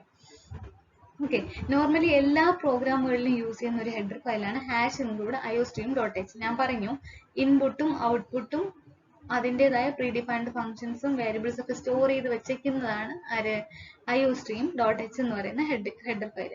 അപ്പം ഇവിടെ iostream.h എന്ന് കൊടുക്കാറുണ്ട്. h എന്ന് പറയുന്നത് .h എന്ന് പറയുമ്പോൾ ഹെഡർ ഫയൽ ആണെന്ന് കാണിക്കാനാണ് .h കൊടുക്കുന്നത്. ഓക്കെ, ശരി. ഇനി ഞാൻ വേറൊരു പ്രോഗ്രാം വരുമ്പോൾ കുറച്ച് ഡീറ്റെയിൽ ആയിട്ട് അത് പറഞ്ഞുതരാം ഇതിനെക്കുറിച്ച്, ഹെഡർ ഫയലിനെ കുറിച്ച്. ഇപ്പൊ നോക്കിക്കോ, പ്രോഗ്രാമില് മെയിൻ എന്ന് പറഞ്ഞൊരു ആളെ കണ്ടല്ലോ, മെയിൻ എന്ന് പറയുന്ന ആള്. മെയിൻ എന്ന് പറയുന്ന ആള് ഇതാണ് മെയിൻ അല്ലെ. മെയിനിന്റെ റൈറ്റ് സൈഡില് 2 പാരാന്തസിസ് കിടപ്പുണ്ട് അല്ലെ. ഇതിനെ പാരാന്തസിസ് എന്നാണ് പറയുന്നത്, നമ്മൾ ബ്രാക്കറ്റ് എന്നൊക്കെ പറയുന്നതിന് ഇതിനെ പാരാന്തസിസ് എന്ന് പറയും. പ്രോഗ്രാമിംഗ് ലാംഗ്വേജിൽ പാരാന്തസിസ് ആണ്. ഇതിനർത്ഥം ഇതൊരു ഫംഗ്ഷൻ എന്നാണ്. എന്താണ് ഫംഗ്ഷൻ? നമ്മൾ പഠിക്കും ഫംഗ്ഷനെ കുറിച്ച് ഡീറ്റെയിൽ ആയിട്ട് പഠിക്കാനുണ്ട്. എന്നാലും ഇപ്പൊ അറിഞ്ഞിരിക്കുക എന്താണ് ഫംഗ്ഷൻ. എന്താണ് ഫംഗ്ഷൻ? അതായത് ഫംഗ്ഷന് വേറൊരു പേര് പറയാം, മെത്തേഡ് എന്ന് പറയാം. പ്രോഗ്രാമിലെ എന്തെങ്കിലും ആക്ഷൻ ചെയ്യുന്ന ആളാണ് ഫംഗ്ഷൻ എന്ന് പറയുന്നത്. ഓക്കെ, അപ്പൊ നമ്മൾ ഈ ആക്ഷൻ ചെയ്യണമെങ്കിൽ സ്വമേധയാ ആക്ഷൻ ചെയ്യാൻ പറ്റത്തില്ല. സ്വമേധയാന്ന് വെച്ചാൽ ഓണായിട്ട് ആക്ഷൻ ചെയ്യാൻ പറ്റത്തില്ല. അതിനെ നമ്മൾ പ്രൊവോക്ക് ചെയ്യണം. അല്ലെങ്കിൽ എന്താണ്, ആ ഫംഗ്ഷനെ കോൾ ചെയ്യണം, വിളിക്കണം. വിളിച്ചാലേ ആ ഫംഗ്ഷൻ ആക്ടിവേറ്റ് ആവുള്ളൂ. എന്നാൽ ഇവിടെ മെയിൻ എന്ന് പറയുന്ന ഫംഗ്ഷന്റെ പ്രത്യേകത, നമ്മൾ പ്രത്യേകിച്ച് വിളിക്കേണ്ട കാര്യമില്ല. ഓട്ടോമാറ്റിക് ആയിട്ട് ഇൻവോക്ക് ചെയ്യും. ഓട്ടോമാറ്റിക് ആയിട്ട് അത് കോൾ ചെയ്യപ്പെടും. അതാണ് മെയിൻ ഫംഗ്ഷൻ. അപ്പോൾ ശ്രദ്ധിക്കാനുള്ള ഒരു കാര്യം, നമ്മൾ പ്രോഗ്രാം എഴുതിയിട്ട് റൺ ചെയ്യുന്ന സമയത്ത് മെയിൻ ഫംഗ്ഷനിൽ നിന്നാണ് പ്രോഗ്രാം സ്റ്റാർട്ട് ചെയ്യുന്നത്. അതായത് പ്രോഗ്രാം റൺ ചെയ്യുന്നതും എക്സിക്യൂട്ട് ആവുന്നത് എവിടെ നിന്നാണ്? മെയിൻ ഫംഗ്ഷനിൽ നിന്നാണ്. അപ്പം എത്ര വലിയ കോഡ് ആയിക്കോട്ടെ, പേജുകളുള്ള പ്രോഗ്രാം ആയിക്കോട്ടെ, എന്ത് സംഭവിക്കും? നമ്മൾ എക്സിക്യൂട്ട് ചെയ്യുന്ന സമയത്ത് ഒരു പ്രോഗ്രാം റൺ ചെയ്ത് തുടങ്ങുന്നത് എവിടെ നിന്നാണ്? മെയിൻ എന്ന് പറയുന്ന ഫംഗ്ഷനിൽ നിന്നാണ് റൺ ചെയ്ത് തുടങ്ങുന്നത്. ഓക്കെ, ഇനി ഇതിൽ ഇന്റ് ഒക്കെ നിങ്ങളെ പഠിപ്പിച്ചിട്ടില്ല, ഡാറ്റ ടൈപ്പുകളാണ് ആക്ച്വലി. അപ്പൊ ഞാൻ ജസ്റ്റ് ഒന്ന് പറഞ്ഞു പോവാം. നിങ്ങൾക്ക് ഡീറ്റെയിൽ ആയിട്ട് പഠിക്കാനില്ല, കാരണം PG ആയതുകൊണ്ട് UGയിൽ ഓൾറെഡി പഠിച്ചിട്ടുണ്ടായിരിക്കും ഇതെല്ലാം. അപ്പൊ അതുകൊണ്ട് ജസ്റ്റ് ഒന്ന് പറഞ്ഞു പോകുന്നതേ ഉള്ളൂ കാര്യങ്ങൾ. ശരി, നോക്കാം. മെയിൻ എന്ന് പറഞ്ഞ് ഞാൻ പറഞ്ഞു ഫംഗ്ഷൻ ആണ്. മെയിൻ എന്ന ഫംഗ്ഷനെ പ്രത്യേകിച്ച് കോൾ ചെയ്യേണ്ട കാര്യമില്ല. എപ്പോഴാണോ എക്സിക്യൂഷൻ നടക്കുന്നത് ആ സമയത്ത് ഓട്ടോമാറ്റിക് ആയിട്ട് കോൾ ചെയ്യും എന്ന് പറഞ്ഞു. അപ്പൊ ഇങ്ങനെ ഓട്ടോമാറ്റിക് ആയിട്ട് കോൾ ചെയ്യുന്ന ഈ മെയിൻ ഫംഗ്ഷന്റെ അടുത്തായിട്ട് ലെഫ്റ്റ് സൈഡിലായിട്ട് ഒരാൾ ഇരിപ്പുണ്ട്. ആരാ? ഇന്റ്. INT എന്ന് പറയുന്നത് ഇന്റ്. ഇന്റ് എന്ന് വെച്ചാൽ ഇന്റീജർ എന്ന് പറയും. എന്താണ് ഇന്റീജർ? 0 to 9 എന്ന് പറയുന്നത് അതിന്റെ കോമ്പിനേഷൻ ഓഫ് നമ്പേഴ്സിനല്ല ഇന്റീജേഴ്സ് എന്ന് പറയാം. Integer value. ഓക്കെ, 0, 1, 2, 3 അത് 9 വരെ. അതിന്റെ കോമ്പിനേഷൻ എന്ന് പറയുമ്പോൾ എന്താണ്? 10ഓ 12ഓ എന്തോ 100ഓ എന്തോ ആവും. ഓക്കെ, അപ്പം അങ്ങനെയുള്ള ഇന്റീജറിനെയാണ് എന്താ INT കൊണ്ട് ഉദ്ദേശിക്കുന്നത്. അതായത് ഇവിടെ പറയുന്നത് നിങ്ങളുടെ മെയിൻ ഫംഗ്ഷന്റെ ലെഫ്റ്റ് സൈഡിലാണ് ഇന്റ് ഉള്ളത്. അപ്പം നിങ്ങളുടെ മെയിൻ ഫംഗ്ഷൻ എന്താണ്? ഒരു ഇന്റീജർ ആണ്. നിങ്ങളുടെ മെയിൻ ഫംഗ്ഷൻ ഇന്റീജർ ആണ്. എന്താണ് ഫംഗ്ഷൻ ഒരു ഇന്റീജർ എന്ന് പറയുമ്പോൾ? ഫംഗ്ഷൻ അല്ലെങ്കിൽ നിങ്ങൾ പറയുന്ന ഒരു മെത്തേഡ്. ഞാൻ പറഞ്ഞു ഫംഗ്ഷൻ എന്ന് പറയുന്നത് എന്താണ്? ഒരു ആക്ഷൻ ആണ്. നമുക്ക് എന്തെങ്കിലും ഒരു ഓപ്പറേഷൻ ചെയ്യണമെങ്കിൽ അതിനെ ഫംഗ്ഷൻ എന്ന് പറയാം. ആ ഫംഗ്ഷൻ അകത്തിട്ട് ആ ഓപ്പറേഷൻ ഫുൾ ആയിട്ട് കൊടുത്ത് നമുക്ക് ഔട്ട്പുട്ട് കിട്ടും. ഓക്കെ, അപ്പം ഇങ്ങനെയുള്ള ഈ ഫംഗ്ഷന്റെ ലെഫ്റ്റ് സൈഡിൽ ഇന്റ് ഉണ്ട്. അതായത് അതൊരു ഇന്റീജർ ആണെന്ന് പറഞ്ഞു. അപ്പൊ അതിനർത്ഥം ഇതാണ്, നമ്മൾ അതിന്റെ ആക്ഷൻസ് എല്ലാം, അതായത് അതിൽ നടക്കുന്ന കാര്യങ്ങളൊക്കെ ചെയ്തിട്ട് ആ മെയിൻ ഫംഗ്ഷനിൽ നിന്ന് പുറത്തിറങ്ങുമ്പോഴത്തേക്കും ഇതൊരു ഇന്റീജർ ആണെങ്കിൽ അതെന്താണ് അതിന്റെ അർത്ഥം? അതൊരു ഇന്റീജർ വാല്യൂവിനെ റിട്ടേൺ ചെയ്യുമെന്നാണ്. കണ്ടോ, ഇവിടെ റിട്ടേൺ 0. 0 ആക്ച്വലി എന്താണ്? ഒരു ഇന്റീജർ നമ്പർ ആണ്. So it will return A integer value എന്നാണ് പറയുന്നത്. അതായത് നമ്മുടെ മെയിൻ ഫംഗ്ഷൻ ഇന്റീജർ ആണെന്നുണ്ടെങ്കിൽ അത് റിട്ടേൺ ചെയ്യുന്നത് ഒരു ഇന്റീജർ വാല്യൂ ആയിരിക്കും. ഇന്റീജർ എന്ന് പറയുമ്പോൾ 0 മാത്രം ആവണമെന്നില്ല. 0 വരാം, 9 വരാം, 1 വരാം, പിന്നെ 12 വരാം, ഏത് നമ്പർ വേണമെങ്കിലും വരാം. പക്ഷെ അതെന്താണ്? ഒരു ഇന്റീജർ ആയിരിക്കണം. ഇന്റീജർ അല്ലാതെ ഇപ്പൊ ഒരു ക്യാരക്ടറിനെയാണ് റിട്ടേൺ ചെയ്യണമെങ്കിൽ ഇപ്പൊ റിട്ടേൺ C എന്ന് പറഞ്ഞാൽ അതെന്താണ്? ഒരു എറർ തന്നെയാണ്. അപ്പം ഇന്റീജർ ആണ് നമ്മുടെ ഫംഗ്ഷന്റെ ഡാറ്റ ടൈപ്പ് എങ്കിൽ, ഡാറ്റ ടൈപ്പ് അറിയാലോ, ഫംഗ്ഷന് ലെഫ്റ്റ് സൈഡിൽ, ഫംഗ്ഷൻ അല്ലെങ്കിൽ ഒരു വേരിയബിളിന് ലെഫ്റ്റ് സൈഡിൽ ആ വേരിയബിൾ എന്തിനെ കാണിക്കുന്നു എന്ന് എഴുതുന്ന ആളാണ് എന്ത്? ഡാറ്റ ടൈപ്പ് എന്ന് പറയുന്നത്. ഓക്കെ, അപ്പം ഇവിടെ ശ്രദ്ധിച്ചാൽ, ജസ്റ്റ് സ്ട്രക്ചർ ശ്രദ്ധിച്ചാൽ, ഇന്റ് മെയിൻ ഫംഗ്ഷൻ എന്ന് കണ്ടു. അതായത് ഇന്റ് എന്ന് പറയുന്ന ഒരു ഡാറ്റ ടൈപ്പ് ആണ്. മെയിൻ എന്ന് പറയുന്നത് നമ്മുടെ ഫംഗ്ഷൻ ആണ്. ഇത് ഈ മെയിൻ എന്ന് പറയുന്ന ഫംഗ്ഷൻ എന്ത്? ഡാറ്റ ടൈപ്പ് ആയതുകൊണ്ട് തന്നെ എന്ത് സംഭവിക്കും? ഡാറ്റ ടൈപ്പ് ആയതുകൊണ്ട് എന്ത് സംഭവിക്കും? അതൊരു ഇന്റീജർ വാല്യൂ റിട്ടേൺ ചെയ്യും. ഓക്കെ, ഇനി ശ്രദ്ധിക്കാനുള്ളത്, നമ്മുടെ ഓരോ ലൈനുകളെയും സ്റ്റേറ്റ്മെന്റ്സുകൾ എന്നാണ് അറിയപ്പെടുന്നത്. C++ പ്രോഗ്രാമുകളിൽ ഈ ലൈൻസിനെയൊക്കെ സ്റ്റേറ്റ്മെന്റുകൾ എന്ന് പറയും. ഈ സ്റ്റേറ്റ്മെന്റ്സ് എല്ലാം അവസാനിക്കുന്നത് ഒരു സെമി കോളനോട് കൂടിയാണ്. ഇതൊരു സെമി കോളൻ ആണ്, കണ്ടോ? Semi colon. അപ്പൊ എല്ലാ സ്റ്റേറ്റ്മെന്റുകളും അവസാനിക്കുന്നത് ഒരു സെമി കോളനിലൂടെയാണ് അവസാനിക്കുന്നത്. ഇവിടെ ജസ്റ്റ് ഞാൻ പറഞ്ഞു പോവാം. നമ്മുടെ ഈ പ്രോഗ്രാം എന്ന് പറയുന്നത് ഒരു റെക്ടാങ്കിളിന്റെ പെരിമീറ്ററും ഏരിയയും കണ്ടുപിടിക്കുന്ന ഒരു പ്രോഗ്രാമാണ്. അതിൽ first float, length, breadth, perimeter, peri, area എന്ന് പറയുന്ന ഇത്രയും വാരിയബിൾസ് ഉണ്ട്. ഇതിനെ വാരിയബിൾസ് എന്ന് പറയാം. Okay, length, breadth, peri, area. അപ്പം ഇവിടെ ഈ നമ്മൾ കമ്പ്യൂട്ടറിൽ ഇതിന്റെ ഡേറ്റ ടൈപ്പ് ഒന്നും കമ്പ്യൂട്ടറിന് അറിയത്തില്ല. നമ്മൾ ഡയറക്റ്റ് ലെങ്ത് ബ്രെഡ്ത്ത് പെരി എന്ന് പറഞ്ഞു കഴിഞ്ഞാൽ കമ്പ്യൂട്ടർ എറർ കാണിക്കും. കാരണം ലെങ്ത് അൺഡിഫൈൻഡ് വേരിയബിൾ ലെങ്ത് എന്ന് കാണിക്കും. അതായത് ലെങ്തിനെ ഐഡന്റിഫൈ ചെയ്യാൻ പറ്റുന്നില്ല. എന്താണ് ഐഡന്റിഫൈ ചെയ്യാൻ പറ്റുന്നില്ല എന്ന് ഉദ്ദേശിക്കുന്നത്? അതായത് അത് ഏത് തരം ഡേറ്റ ടൈപ്പ് ആണെന്ന് അറിയത്തില്ല എന്നുള്ളതാണ് എറർ. അപ്പൊ നമ്മൾ എന്ത് ചെയ്യണം? അതിന്റെ ലെഫ്റ്റ് സൈഡിൽ പറഞ്ഞു കൊടുക്കണം ലെങ്ത് എന്ന് പറയുന്നത് ആക്ച്വലി ഫ്ലോട്ട് ആണ്. ഫ്ലോട്ട് എന്ന് വെച്ചാൽ എന്താണ്? ഫ്ലോട്ട് ഡാറ്റ ടൈപ്പുകൾ പഠിക്കുമ്പോഴേ അറിയാതെ നിങ്ങൾക്ക് ഫസ്റ്റ് അതായത് PG ആയതുകൊണ്ട് അതൊന്നും ഡീറ്റെയിൽ ആയിട്ട് പഠിക്കാനില്ല. UGയിലൊക്കെ നിങ്ങൾ പഠിച്ചിട്ടുണ്ടായിരിക്കും. എന്തായാലും നോക്കാം. ഇന്റ് എന്ന് പറയുന്നത് ഒരു ഇന്റിജർ ഒരു ഡാറ്റ ടൈപ്പാണ്. അതുപോലെ ഉള്ള ഒരു ഡാറ്റ ടൈപ്പാണ് ഫ്ലോട്ട് എന്ന് പറയുന്നത്. ഫ്ലോട്ടിന്റെ അർത്ഥം ഫ്ലോട്ടിംഗ് പോയിന്റ് നമ്പർ, അതായത് ഡെസിമൽ നമ്പർ എന്നാണ് ഉദ്ദേശിക്കുന്നത്. അതായത് നമ്മൾ പോയിന്റ് ഇട്ട് എഴുതുന്ന നമ്പേഴ്സ് ആണ് ഫ്ലോട്ടിംഗ് പോയിന്റ് നമ്പർ. പോയിന്റ് ഇടുമ്പോൾ 2.5, 3.5, 100.1 അങ്ങനെയൊക്കെ എഴുതുന്നില്ല. അതാണ് പോയിന്റ്, അതാണ് ഫ്ലോട്ട് എന്ന് പറയുന്നത്. ഓക്കെ, ഫ്ലോട്ട് ആയിട്ടാണ് നമ്മൾ ഇവിടെ വേരിയബിൾസിനെ അസൈൻ ചെയ്തിരിക്കുന്നത്. അപ്പൊ ഔട്ട്പുട്ട് ഇതാണ്: C out enter the length and breadth of rectangle. അപ്പൊ നമ്മൾ സി ഔട്ട് എന്ന് പറയുന്ന ഒരു ഫംഗ്ഷനെ കണ്ടു. എന്താണ് സി ഔട്ട്? സി ഔട്ട് എന്ന് വെച്ചാൽ ഒരു പ്രോഗ്രാമിന്റെ ഔട്ട്പുട്ട് കാണിക്കാൻ വേണ്ടിയിട്ട് കൊടുത്തേക്കുന്ന ഒരു പിന്നെ ഫംഗ്ഷൻ ആണ് സി ഔട്ട് എന്ന് പറയുന്നത്. ഔട്ട്പുട്ട് പ്രിന്റ് ചെയ്യിക്കും. അപ്പം സി ഔട്ട് എന്ന് പറയുന്നത് ആക്ച്വലി എന്ത് തരം ഫംഗ്ഷൻ ആണ്? ഒരു പ്രീ ഡിഫൈൻഡ് ഫംഗ്ഷൻ ആണ്, അതായത് ബിൽറ്റ് ഇൻ ഫംഗ്ഷൻ ആണ്. അപ്പം സി ഔട്ട് എന്ന് പറയുമ്പോൾ ഞാൻ പറയും ഔട്ട്പുട്ട് പ്രിന്റ് ചെയ്യിക്കുന്ന ഒരു ഔട്ട്പുട്ട് ഫംഗ്ഷൻ ആണ്. അപ്പൊ ഇത് എവിടെ സ്റ്റോർ ചെയ്തിട്ടുണ്ട്? നമ്മുടെ ഇൻക്ലൂഡ് IO stream .h ൽ സ്റ്റോർ ചെയ്തിട്ടുണ്ട്. IO എന്ന് പറയുമ്പോൾ എന്താണ്? ഒരു ഇൻപുട്ടും ഉണ്ട് ഒരു ഔട്ട്പുട്ടും ഉണ്ട് എന്ന് കാണിക്കുന്നത് IO. ഇൻപുട്ടും ഔട്ട്പുട്ടും ഉണ്ട്. അപ്പം ഇവിടെ എന്ത് ചെയ്തു? ഈ സി ഔട്ട് എന്ന് പറയുന്ന ഫംഗ്ഷൻ എവിടെയാണ് സ്റ്റോർ ചെയ്തേക്കുന്നത്? ഈ ഇൻപുട്ടിനും ഔട്ട്പുട്ടിനകത്താണ് സ്റ്റോർ ചെയ്തേക്കുന്നത്. ഓക്കെ, അത് സി ഔട്ട്. അപ്പം സി ഔട്ട് ഒരു ഔട്ട്പുട്ട് ഫംഗ്ഷൻ ആണെന്ന് പറയും. അതിനർത്ഥം ഇതാണ്: നമ്മൾ എന്ത് പ്രിന്റ് ചെയ്താലും ഡബിൾ കോട്ട്സിനകത്ത് എന്ത് ടൈപ്പ് ചെയ്താലും അത് അതുപോലെ പ്രിന്റ് ചെയ്യും. ഇവിടെ എന്താണ്? Enter the length and breadth of rectangle എന്ന് പറഞ്ഞിട്ടുണ്ട്. അത് ഡബിൾ കോട്ട്സിനകത്താണ് കാണിച്ചിരിക്കുന്നത്. അതിനർത്ഥം ഇത് ആക്ച്വലി എന്താണ്? ഒരു സെറ്റ് ഓഫ് ക്യാരക്ടേഴ്സ് ആണ്. അതെന്താ? അതുപോലെ പ്രിന്റ് ചെയ്യും. അപ്പം സി ഔട്ട് കൊടുത്ത് ഈ ലൈൻ കൊടുക്കുന്ന സമയത്ത് enter the length and breadth of rectangle എന്ന് കാണിക്കും. ഓക്കെ, ദെൻ അടുത്ത് എന്ത് ചെയ്യണം? അപ്പം ഇങ്ങോട്ട് കാണിക്കുകയാണ് enter the length and breadth of rectangle. അപ്പൊ നമ്മൾ എന്ത് ചെയ്യണം? എൻ്റർ ചെയ്ത് കൊടുക്കണം. എന്തൊക്കെ? ലെങ്ത് വേണം, ബ്രെഡ്ത്ത് വേണം, പെരിമീറ്റർ വേണം. അപ്പം അങ്ങനെ കാണിക്കുമ്പോഴത്തേക്കും നമ്മൾ അടുത്ത് എൻ്റർ ചെയ്യാണ്, കീ സ്ട്രോക്ക് കൊടുക്കുകയാണ്.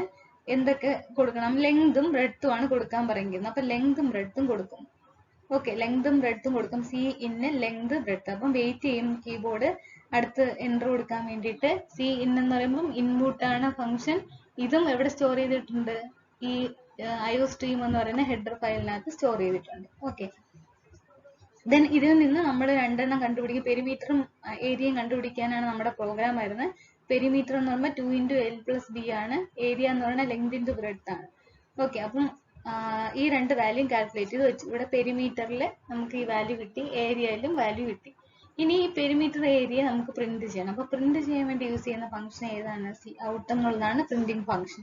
സോ സി ഔട്ടിനകത്ത് പെരിമീറ്റർ ഈക്വൽ ടു എന്നുണ്ട്, അത് അതുപോലെ പ്രിന്റ് ചെയ്യും.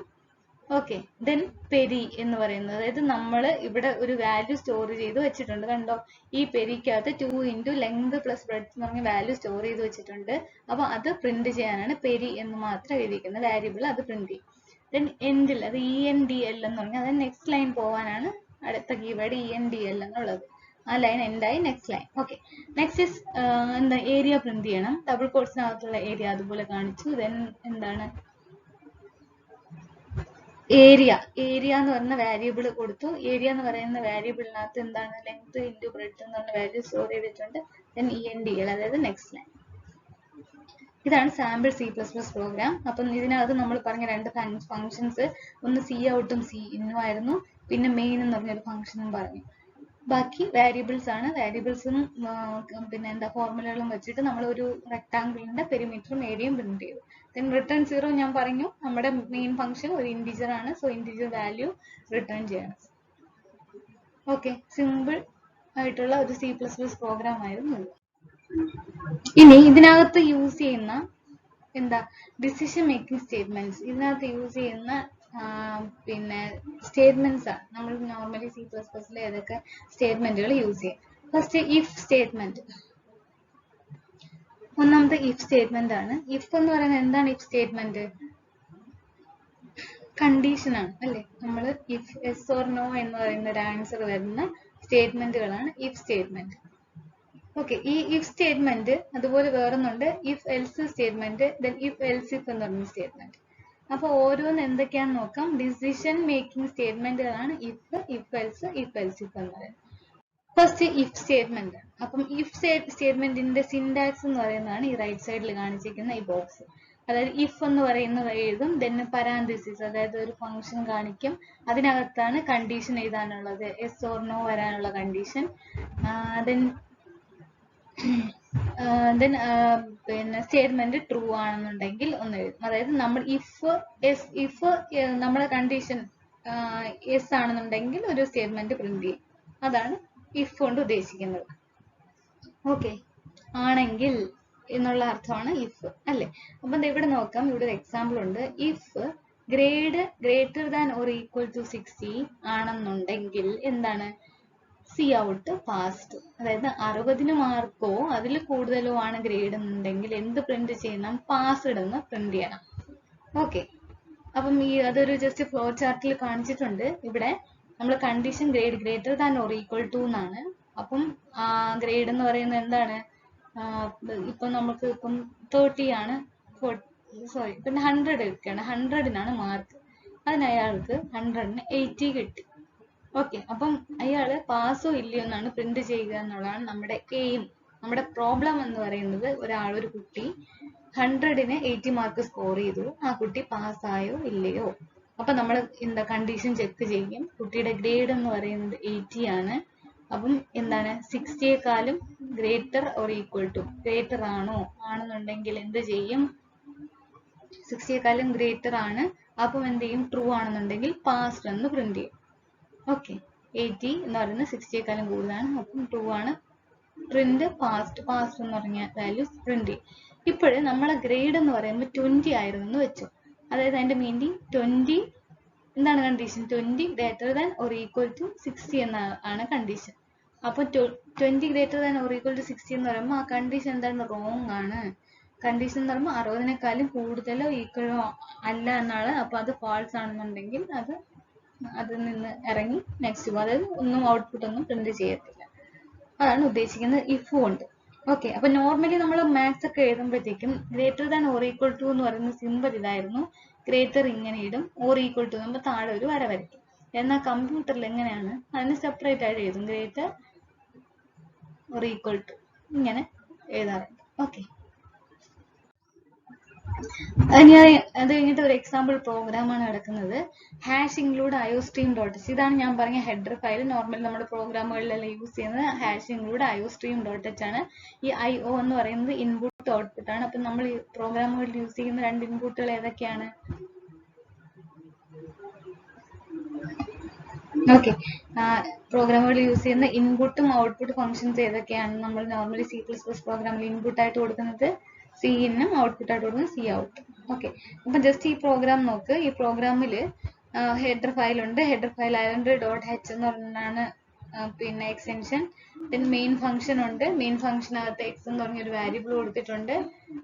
ഓക്കെ, ഇന്റീജർ ആണ്. അപ്പൊ ഈ എക്സ് എന്ന് പറഞ്ഞാൽ എന്താണ്? ഇന്റീജർ വാല്യൂ ആണ്. ഇവിടെ സെമിക്കോളൻ വരും. ഓക്കെ, എന്നാൽ ഇഫ് കഴിഞ്ഞിട്ട് സെമിക്കോളൻ ഇടേണ്ട കാര്യമില്ല. ഇപ്പൊ ചെക്ക് ചെയ്യുന്നതാണ് എക്സ് എന്ന് പറയുന്ന വാല്യൂ 1-നേക്കാളും ഗ്രേറ്റർ ആണോ എങ്കിൽ എന്ത് പ്രിന്റ് ചെയ്യണം? x = x + 10 എന്ന് പ്രിന്റ് ചെയ്യണം. അപ്പൊ ഇവിടെ എക്സിന്റെ വാല്യൂ എന്താണ്? 5 ആണ്. അപ്പൊ ചെക്ക് ചെയ്യുന്നു. ഫസ്റ്റ് കണ്ടീഷൻ ഇതാണ്, 5 ഈസ് ഗ്രേറ്റർ ദാൻ 11. 11-നേക്കാളും കൂടുതലാണ് 5. എന്താണ് ആൻസർ? 11-നേക്കാളും കൂടുതൽ അല്ല. ഗ്രേറ്റർ എന്നാണ് ചോദിച്ചിരിക്കുന്നത്, കൂടുതൽ അല്ല. അപ്പൊ എന്ത് ചെയ്യണം? എന്ത് ചെയ്യും? ഇതൊന്നും ഈ കണ്ടീഷൻ പ്രിന്റ് ചെയ്യാതെ അല്ല, ക്വസ്റ്റ്യൻ ഇതായിരുന്നു x5 ഗ്രേറ്റർ ദാൻ 1 എന്നായിരുന്നു. അപ്പൊ എക്സിന്റെ വാല്യൂ 5 ആയിരുന്നു. ഗ്രേറ്റർ ദാൻ 1 എന്നാകുമ്പോൾ 1-നെക്കാളും 5 കൂടുതലാണ്. അപ്പൊ ആണല്ലോ 5 1-നെക്കാളും കൂടുതലാണ്. അപ്പം എന്താ നെക്സ്റ്റ് ലൈൻ വരും. നെക്സ്റ്റ് ലൈൻ വന്ന് പിന്നെ ഗ്രേറ്റർ ആയതുകൊണ്ട് എന്താ ഈ വാല്യൂ സ്റ്റോർ ചെയ്യും എക്സിനകത്ത്. ഇപ്പൊ എക്സിനകത്ത് ഓൾറെഡി 5 എന്ന് പറഞ്ഞ വാല്യൂ ഉണ്ട്. ഈ 5ലേക്ക് എന്ത് സ്റ്റോർ ചെയ്യും? 5 + 10 സ്റ്റോർ ചെയ്യും. 5 + 10 എത്രയാണ്? 10 ആണ്. സോറി, 5 + 10 എന്ന് പറയുന്നത് 15 ആണ്. ഓക്കെ, ദെൻ എന്ത് ചെയ്തു? അത് ആ ലൂപ്പിൽ നിന്ന് ആ കണ്ടീഷനിൽ നിന്ന് പുറത്തിറങ്ങി സി ഔട്ട് എക്സിന്റെ വാല്യൂ പ്രിന്റ് ചെയ്തു 15 എന്നാണ് ആൻസർ. അതാണ് ഈ out. Okay, then if else എന്ന് പറയുന്ന സ്റ്റേറ്റ്മെന്റ് ആണ് ഇഫ് എൽസ് സ്റ്റേറ്റ്മെന്റ്. അപ്പം ഈ ഇഫ് എൽസ് എന്ന് പറയുന്ന സ്റ്റേറ്റ്മെന്റിൽ നേരത്തെ ഇഫ് മാത്രമായിരുന്നു, ഇത് അതല്ലെങ്കിൽ ഇത് എന്നുള്ള ഒരു ഓപ്ഷൻ കൊണ്ടാണ് ഇഫ് എൽസ് സ്റ്റേറ്റ്മെന്റ് പറയുന്നത്. അതിലിവിടെ if grade greater than or equal to 0, grade 60-നെക്കാളും കൂടുതലാണെന്നുണ്ടെങ്കിൽ എന്ത് പ്രിന്റ് ചെയ്യും? സി ഔട്ട് പാസ്ഡ് എന്ന് പ്രിന്റ് ചെയ്യും. ഓക്കെ, ഇഫ് എന്ന് പറയുന്ന കണ്ടീഷൻ അത് എന്താണ്? 60-നെക്കാളും കൂടുതലാണെങ്കിൽ പാസ്ഡ് എന്ന് പ്രിന്റ് ചെയ്യും. ഇനിയല്ല 60-നെക്കാളും കൂടുതൽ അല്ല പാസ്സായ മാർക്കെങ്കിൽ എന്ത് പ്രിന്റ് ചെയ്യും? ഫെയിൽഡ് എന്ന് പ്രിന്റ് ചെയ്യും. നോർമലി ഞാൻ നേരത്തെ പറഞ്ഞ ഒരു എക്സാമ്പിൾ എടുക്കുകയാണ്. ഇപ്പൊ 20 ഒരു കുട്ടിക്ക് കിട്ടിയ മാർക്ക് ഔട്ട് ഓഫ് 100-ന്. ഓക്കെ, അപ്പൊ കണ്ടീഷൻ ചെക്ക് ചെയ്യും 60-യേക്കാളും എബോ ഓർ ഈക്വൽ ആണ്. എബോ അല്ല, ഈക്വലും അല്ല, കുറവാണ് അല്ലേ? കുറവാകുമ്പോഴത്തേക്ക് എന്താണ്? ഫസ്റ്റ് കണ്ടീഷൻ ചെക്ക് ചെയ്യുമ്പോൾ ഈ കണ്ടീഷൻ ട്രൂ ആണെന്നുണ്ടെങ്കിൽ ആദ്യത്തെ ലൂപ്പിൽ എൻ്റർ ആവും. ഇത് റോങ് ആയതുകൊണ്ട് നെക്സ്റ്റ് ലൂപ്പിൽ എൻ്റർ ആവും. അപ്പൊ എൽസ് സി ഔട്ട് എന്ന് പറയുന്നത് എന്താണ്? ഫെയിൽഡ് ആണ്. ഇനി ഇഫ് എൽസിന്റെ സിൻടാക്സ് എന്ന് പറയുന്നതാണ് ഈ കാണിച്ചേക്കുന്നത്. ഇഫ് ചെക്ക് ചെയ്യും, എസ് ആണെന്നുണ്ടെങ്കിൽ ഇത് പ്രിന്റ് ചെയ്യും ഏതാ ട്രൂ എന്നുള്ളത്. അത് കഴിഞ്ഞ് ഇത് ഫോൾസ് ആണെന്നുണ്ടെങ്കിൽ എന്ത് സംഭവിക്കും? സ്റ്റേറ്റ്മെന്റ് ഫോൾസിനകത്തോട്ട് അതിനകത്തുള്ള വാല്യൂ എന്താണോ അത് പ്രിന്റ് ചെയ്യും. ഇനി ഇഫ് എൽസ് വെച്ചിട്ടുള്ള ഒരു പ്രോഗ്രാം ആണ്. 2 നമ്പേഴ്സ് ഉണ്ട്, അതിൽ ഏതാണ് വലുത് എന്നുള്ളത്. അപ്പം ഇവിടെയും നമ്മുടെ ഹാഷ് ഇൻക്ലൂഡ് ഹൈസ്ട്രീം ഡോട്ട് എച്ച് ഉണ്ട്, മെയിൻ ആയിട്ടൊരു ഫംഗ്ഷൻ ഉണ്ട്. ഇനി ഫംഗ്ഷന്റെ മുമ്പിൽ ഒന്നും തന്നെ എഴുതിയിട്ടില്ല. അപ്പം ശ്രദ്ധിക്കാനുള്ളത്, നേരത്തെ നമ്മൾ ഇൻഡ് മെയിൻ എന്ന് പറഞ്ഞു കൊടുത്തു. നോർമലി ഒരു മെയിൻ ഫംഗ്ഷൻ അതൊരു പ്രത്യേകിച്ച് ഒരു ഡാറ്റ ടൈപ്പും അല്ലെങ്കിൽ അതിന് ഓയിഡ് എന്ന് പറയുന്ന ഒരു കീവേഡ് ആണ് കൊടുക്കാറുള്ളത്. ഓയിഡ്. Okay, ഓയിഡ് main. ഓയിഡ് എന്ന് പറഞ്ഞാൽ അതിന്റെ അർത്ഥം നൾ എന്നാണ്. Null, ഓയിഡ് null. ഓക്കെ, അപ്പൊ ഈ ഓയിഡ് എന്ന് പറയുന്ന കീവേഡ് ആണ് ഒരു ഫംഗ്ഷൻ എങ്കിൽ അതിന്റെ പിന്നെ ഔട്ട്പുട്ട് എന്താണ്? ഔട്ട്പുട്ട് അല്ല, അത് റിട്ടേൺ ചെയ്യുന്ന വാല്യൂ എത്രയായിരിക്കും? ഓയിഡ് നള്ളാണ്, നൾ വാല്യൂ ആയിരിക്കും. അതിപ്പോൾ ഒരു ഇൻഡിജർ ആയിരുന്നെങ്കിൽ റിട്ടേൺ ചെയ്യുന്ന ഒരു ഇൻഡിജർ വാല്യൂ റിട്ടേൺ ചെയ്യുമായിരുന്നു. എന്നാൽ ഇതെന്താണ്? ഒരു ഇൻഡിജർ അല്ല, പിന്നെ വോയിഡ് ആണെന്നാണ് കാണിച്ചിരിക്കുന്നത്. അപ്പോൾ വോയിഡ് ആണെന്നുണ്ടെങ്കിൽ നൾ, പ്രത്യേകിച്ച് ഒന്നും തന്നെ റിട്ടേൺ ചെയ്യേണ്ട കാര്യമില്ല. എന്നാൽ ഇവിടെ പ്രത്യേകിച്ച് ഒന്നും പറയുന്നില്ല, അതുകൊണ്ട് എഴുതണ്ട. ദെൻ ഇൻഡ് എക്സ് ഈക്വൽ ടു 5 എന്ന് പറയുന്നു. എക്സിന്റെ വാല്യൂ 5 ആണ്. അപ്പം ഈ എക്സിന്റെ വാല്യൂ 5 ആയതുകൊണ്ട് ഗ്രേറ്റർ ദാൻ ആണോ ലെസ് ദാൻ ആണോ എന്നാണ് ചെക്ക് ചെയ്യാനുള്ളത്. അപ്പം 5 ഗ്രേറ്റർ ദാൻ 3 എന്ന് കൊടുക്കുകയാണ്. 5 ഗ്രേറ്റർ ദാൻ 3.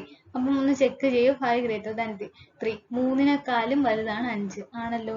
അപ്പം എന്ത് സംഭവിക്കും? ഈ ലൂപ്പിനകത്തോട്ട് കയറും, ഈ കണ്ടീഷനകത്ത് വരും. എന്നിട്ട് ഇത് പ്രിന്റ് ചെയ്യും X is greater than 3. X ആണ് എന്താണ്? 3-യേക്കാളും ഗ്രേറ്റർ. 5 ആയതുകൊണ്ട് 5 3-യേക്കാളും ഗ്രേറ്റർ ആണ്. ഇപ്പൊ നമ്മൾ കൊടുത്ത വാല്യൂ 2, അതായത് 3-യേക്കാളും കുറവായിരുന്നെങ്കിൽ എന്ത് പ്രിന്റ് ചെയ്യുമായിരുന്നു? എക്സ് ഈസ് ലെസ് ദാൻ 3 എന്ന് പ്രിന്റ് ചെയ്യുമായിരുന്നു. ഓക്കെ, ഇവിടെ എക്സ് എന്ന് പ്ലെയിൻ ആയിട്ട് എക്സ് എഴുതിക്കണം, ഡബിൾ കോട്ട്സ് ഒന്നും ഇല്ല. അതിനർത്ഥം അവിടുത്തെ വാല്യൂ അതുപോലെ പ്രിന്റ് ചെയ്യുന്നു. ദെൻ എന്താണ്? ഈസ് ലെസ് ദാൻ 3 എന്ന് പറയുന്നത് ഇതിൽ നിന്ന് പിന്നെ ഡബിൾ കോട്ട്സിനുള്ളിൽ ആയതുകൊണ്ട് അത് അതുപോലെ പ്രിന്റ് ചെയ്യും. ഓക്കെ, ഇനി ലാർജസ്റ്റ് ഓഫ് 2 നമ്പേഴ്സ് എന്നാണ് പ്രോഗ്രാം. ലാർജസ്റ്റ് ഓഫ് 2 നമ്പേഴ്സ് കണ്ടുപിടിക്കാൻ വേണ്ടി ആ രണ്ട് നമ്പറും കൂടെ എന്താണ്? കമ്പയർ ചെയ്തിട്ട് ലാർജ് ആയിട്ടുള്ളതിനെ പ്രിന്റ് ചെയ്യാനാണ് നോർമലി ചെയ്യാറുള്ളത്. ഇവിടെ ലാർജസ്റ്റ് ഓഫ് 2 നമ്പേഴ്സ് എന്നാണ് കാണിച്ചിരിക്കുന്നത്. ജസ്റ്റ് പ്രോഗ്രാം ഒന്ന് നോക്കി നോക്ക്. അതായത് ഇവിടെ 2 വേരിയബിൾസ് ആണുള്ളത്, നമ്പർ 1 ആൻഡ് നമ്പർ 2 എന്ന് പറയുന്ന 2 വേരിയബിൾസ്. 2 ഇൻറ്റീജേഴ്സ് ആണ്. അപ്പൊ സി ഇൻ എന്ന് പറയുമ്പോഴത്തേക്ക് എന്താണ്? 2 വാല്യൂസും എൻ്റർ ചെയ്ത് കൊടുക്കുക, number 1 and number 2. Then C out കാണിച്ചിരിക്കുകയാണ്, അത് നമ്പർ 1-നെ പ്രിന്റ് ചെയ്യുന്നു. എൻഡ് നെക്സ്റ്റ് ലൈനിൽ വരുന്നതാണ് ഈ എൻഡ് എൽ എന്ന് പറയുന്നത്, നെക്സ്റ്റ് ലൈൻ കാണിക്കാൻ വേണ്ടി ഇത് ഇങ്ങനെ അല്ലാതെ ഇങ്ങനെ പ്രിന്റ് ചെയ്യാം. ഡബിൾ സിംഗിൾ കോട്സിനുള്ളിൽ സ്ലാഷ് ഇട്ട് കൊടുത്തിട്ട് വേണമെങ്കിൽ നമുക്ക് നെക്സ്റ്റ് ലൈൻ പ്രിന്റ് ചെയ്യാവുന്നതാണ്. അടുത്ത സി ഔട്ട് എന്ന് പറയുന്നത് അതുപോലെ നമ്പർ 2ഉം പ്രിന്റ് ചെയ്യും. ദെൻ കണ്ടീഷൻ ചെക്ക് ചെയ്യാണ് നമ്പർ 2 ആണോ നമ്പർ 1 ആണോ ലാർജർ എന്നുള്ളത് ചെക്ക് ചെയ്തിട്ട് ഇപ്പം നമ്പർ 1 ആണെന്നുണ്ടെങ്കിൽ നമ്പർ 1 പ്രിന്റ് ചെയ്യും. അതല്ല എന്നുണ്ടെങ്കിൽ എന്താ നമ്പർ 2 പ്രിന്റ് ചെയ്യും. Okay, then return 0. റിട്ടേൺ 0 എങ്ങനെ വന്നെന്നറിയാലോ. ഇത് നമ്മുടെ മെയിൻ ഫംഗ്ഷൻ, ഇത് ഇൻറ്റീജർ ആണ് ഡാറ്റ ടൈപ്പ്. അതുകൊണ്ട് എന്ത് ചെയ്തു, 0 റിട്ടേൺ ചെയ്തു. 0 തന്നെ റിട്ടേൺ ചെയ്യണമെന്നില്ല, ഏതെങ്കിലും ഒരു ഇൻറ്റീജർ വാല്യൂ റിട്ടേൺ ചെയ്താൽ മതി. അപ്പോൾ ഔട്ട്പുട്ട് ഇങ്ങനെയായിരിക്കും കിട്ടുന്നത്. അതായത് നമ്മൾ ആദ്യം ഇവിടെ 10ഉം 15 എന്ന് പറഞ്ഞ് രണ്ട് നമ്പേഴ്സ് ആണ് എടുത്തത്, 10 and 15. അപ്പോൾ കണ്ടീഷൻ ചെക്ക് ചെയ്യുന്നു. ഇവിടെ എന്താണ്, ഇഫ് നമ്പർ 1 ഗ്രേറ്റർ നമ്പർ 2, അതിൽ 10 ആണോ നമ്പർ 2 15 ആണോ ഗ്രേറ്റർ എന്ന് ചെക്ക് ചെയ്യും. അപ്പോൾ എന്താണ്, 15-നേക്കാളും ഗ്രേറ്റർ ആണോ 10 എന്നുള്ളതാണ്. 15-നേക്കാളും ഗ്രേറ്റർ ആണ് 10. അപ്പോൾ എന്താണ്, അല്ല എന്ന് വരുമ്പോഴത്തേക്ക് നമ്പർ 2 പ്രിന്റ് ചെയ്യും. നമ്പർ 2 കണ്ടല്ലോ, നമ്പർ 2 ഈസ് ഗ്രേറ്റർ. അപ്പോൾ 15 ഈസ് ഗ്രേറ്റർ എന്ന് പ്രിന്റ് ചെയ്യും. ഓക്കെ, ഇതാണ് ലാർജസ്റ്റ് ഓഫ് 2 നമ്പേഴ്സ് എന്നുള്ളത്. ഇനി അടുത്ത കണ്ടീഷൻ ആണ് എന്താണ്, എൽസ് ഇഫ് ലാഡർ എന്നുള്ളത്. അതായത് നമ്മൾ ഒരുപാട് കണ്ടീഷൻസ് ചെക്ക് ചെയ്യാൻ വരുമ്പോഴത്തേക്കാണ് ഈ ലാഡർ യൂസ് ചെയ്യുന്നത്, ഈ കണ്ടീഷൻ യൂസ് ചെയ്യുന്നത്. അതായത് ഇഫ് എൽസ് ഇഫ് എന്നുള്ളത്. ഓക്കെ, ഇവിടെ ഈ പ്രോഗ്രാം നോക്കുമ്പോൾ ഗ്രേഡ് 90 ഈക്വലോ ഗ്രേറ്ററോ ആണെന്നുണ്ടെങ്കിൽ എ എന്ന് പ്രിന്റ് ചെയ്യണം. ഓക്കെ, എൽസ് ഇഫ് അല്ലെങ്കിൽ 80ക്ക് കൂടുതലോ ആണെന്നുണ്ടെങ്കിൽ ബി എന്ന് പ്രിന്റ് ചെയ്യണം. അടുത്ത് 70യേക്കാളും കൂടുതലാണെന്നുണ്ടെങ്കിൽ സി പ്രിന്റ് ചെയ്യണം. 60യേക്കാളും കൂടുതലാണെങ്കിൽ ഡി. അടുത്ത് എന്താണ്, അതല്ല ഇതൊന്നും അല്ല എന്നുണ്ടെങ്കിൽ എഫ് പ്രിന്റ് ചെയ്യും. അങ്ങനെ കാണിക്കുന്നതാണ് ഇഫ് എൽസ്. അതാണ് ഇഫ് എൽസ് ഇഫ് ലാഡർ എന്ന് പറയുന്നത്. ഓക്കെ, അതായത് മൾട്ടിപ്പിൾ കണ്ടീഷൻസ് വരുമ്പോഴാണ് നമ്മൾ മിക്കവാറും ഈ ലാഡർ യൂസ് ചെയ്യുന്നത്. ഫോർ എക്സാമ്പിൾ, ഇപ്പം 3 നമ്പേഴ്സ് ഉണ്ട്, ലാർജസ്റ്റ് ഓഫ് 3 നമ്പേഴ്സ് എന്നുള്ള ഞാൻ പ്രോഗ്രാം ഇത് കൊടുത്തിട്ടില്ല, നിങ്ങൾ തന്നെ ഒന്ന് എഴുതി നോക്കണം. ലാർജസ്റ്റ് ഓഫ് 3 നമ്പേഴ്സ് ആണ്. അപ്പം 3 നമ്പർ എടുക്കുന്നു, 10, 15, 12. അപ്പം കണ്ടീഷൻ നോക്കാം, ഇഫ് എന്നുള്ളത് ഇഫ് ചെയ്യും, എൽസ് ഇഫ് കൊടുത്ത് പ്രിന്റ് ചെയ്യും. അപ്പം ഇത് ജസ്റ്റ് ഞാൻ ലോജിക്ക് പറഞ്ഞുതരാം എന്താ ചെയ്യുന്നതെന്ന്. ഓക്കെ, അപ്പൊ ആദ്യം എന്താ, 2 നമ്പേഴ്സ് എടുക്കുന്നു, 2 നമ്പേഴ്സും 10ഉം 15ഉം എടുത്തു. ഈ 2 നമ്പേഴ്സിലും ഏതാണ് വലുതെന്ന് ചെക്ക് ചെയ്യും. അപ്പം വലുത് ഏതാണ്, 15 എന്ന് കിട്ടി.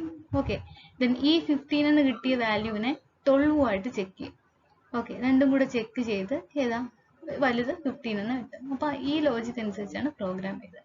തനി ഒന്ന് എഴുതി നോക്കണം. അപ്പം കിട്ടുന്ന ആൻസർ 15 ആണോ എന്ന് ചെക്ക് ചെയ്യുക.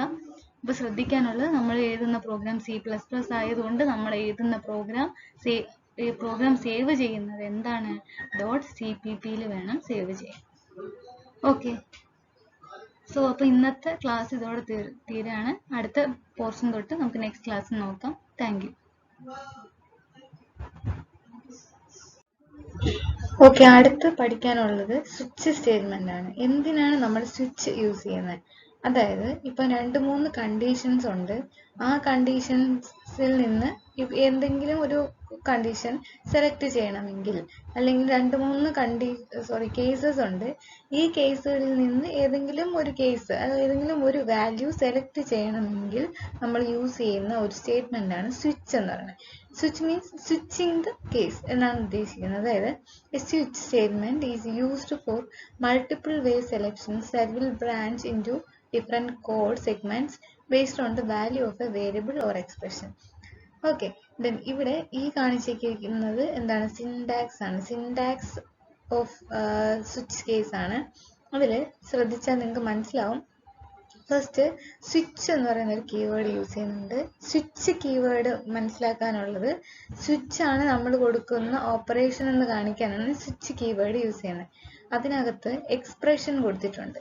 ഓക്കെ, ഈ എക്സ്പ്രഷൻ എന്താണെന്ന് വെച്ചാൽ നമ്മൾ പാസ് ചെയ്യുന്ന ഒരു വാല്യൂ അല്ലെങ്കിൽ കേസ് നമ്പർ ഇവിടെ കൊടുക്കും. ഡീറ്റെയിൽ ആയിട്ട് പറഞ്ഞുതരാം.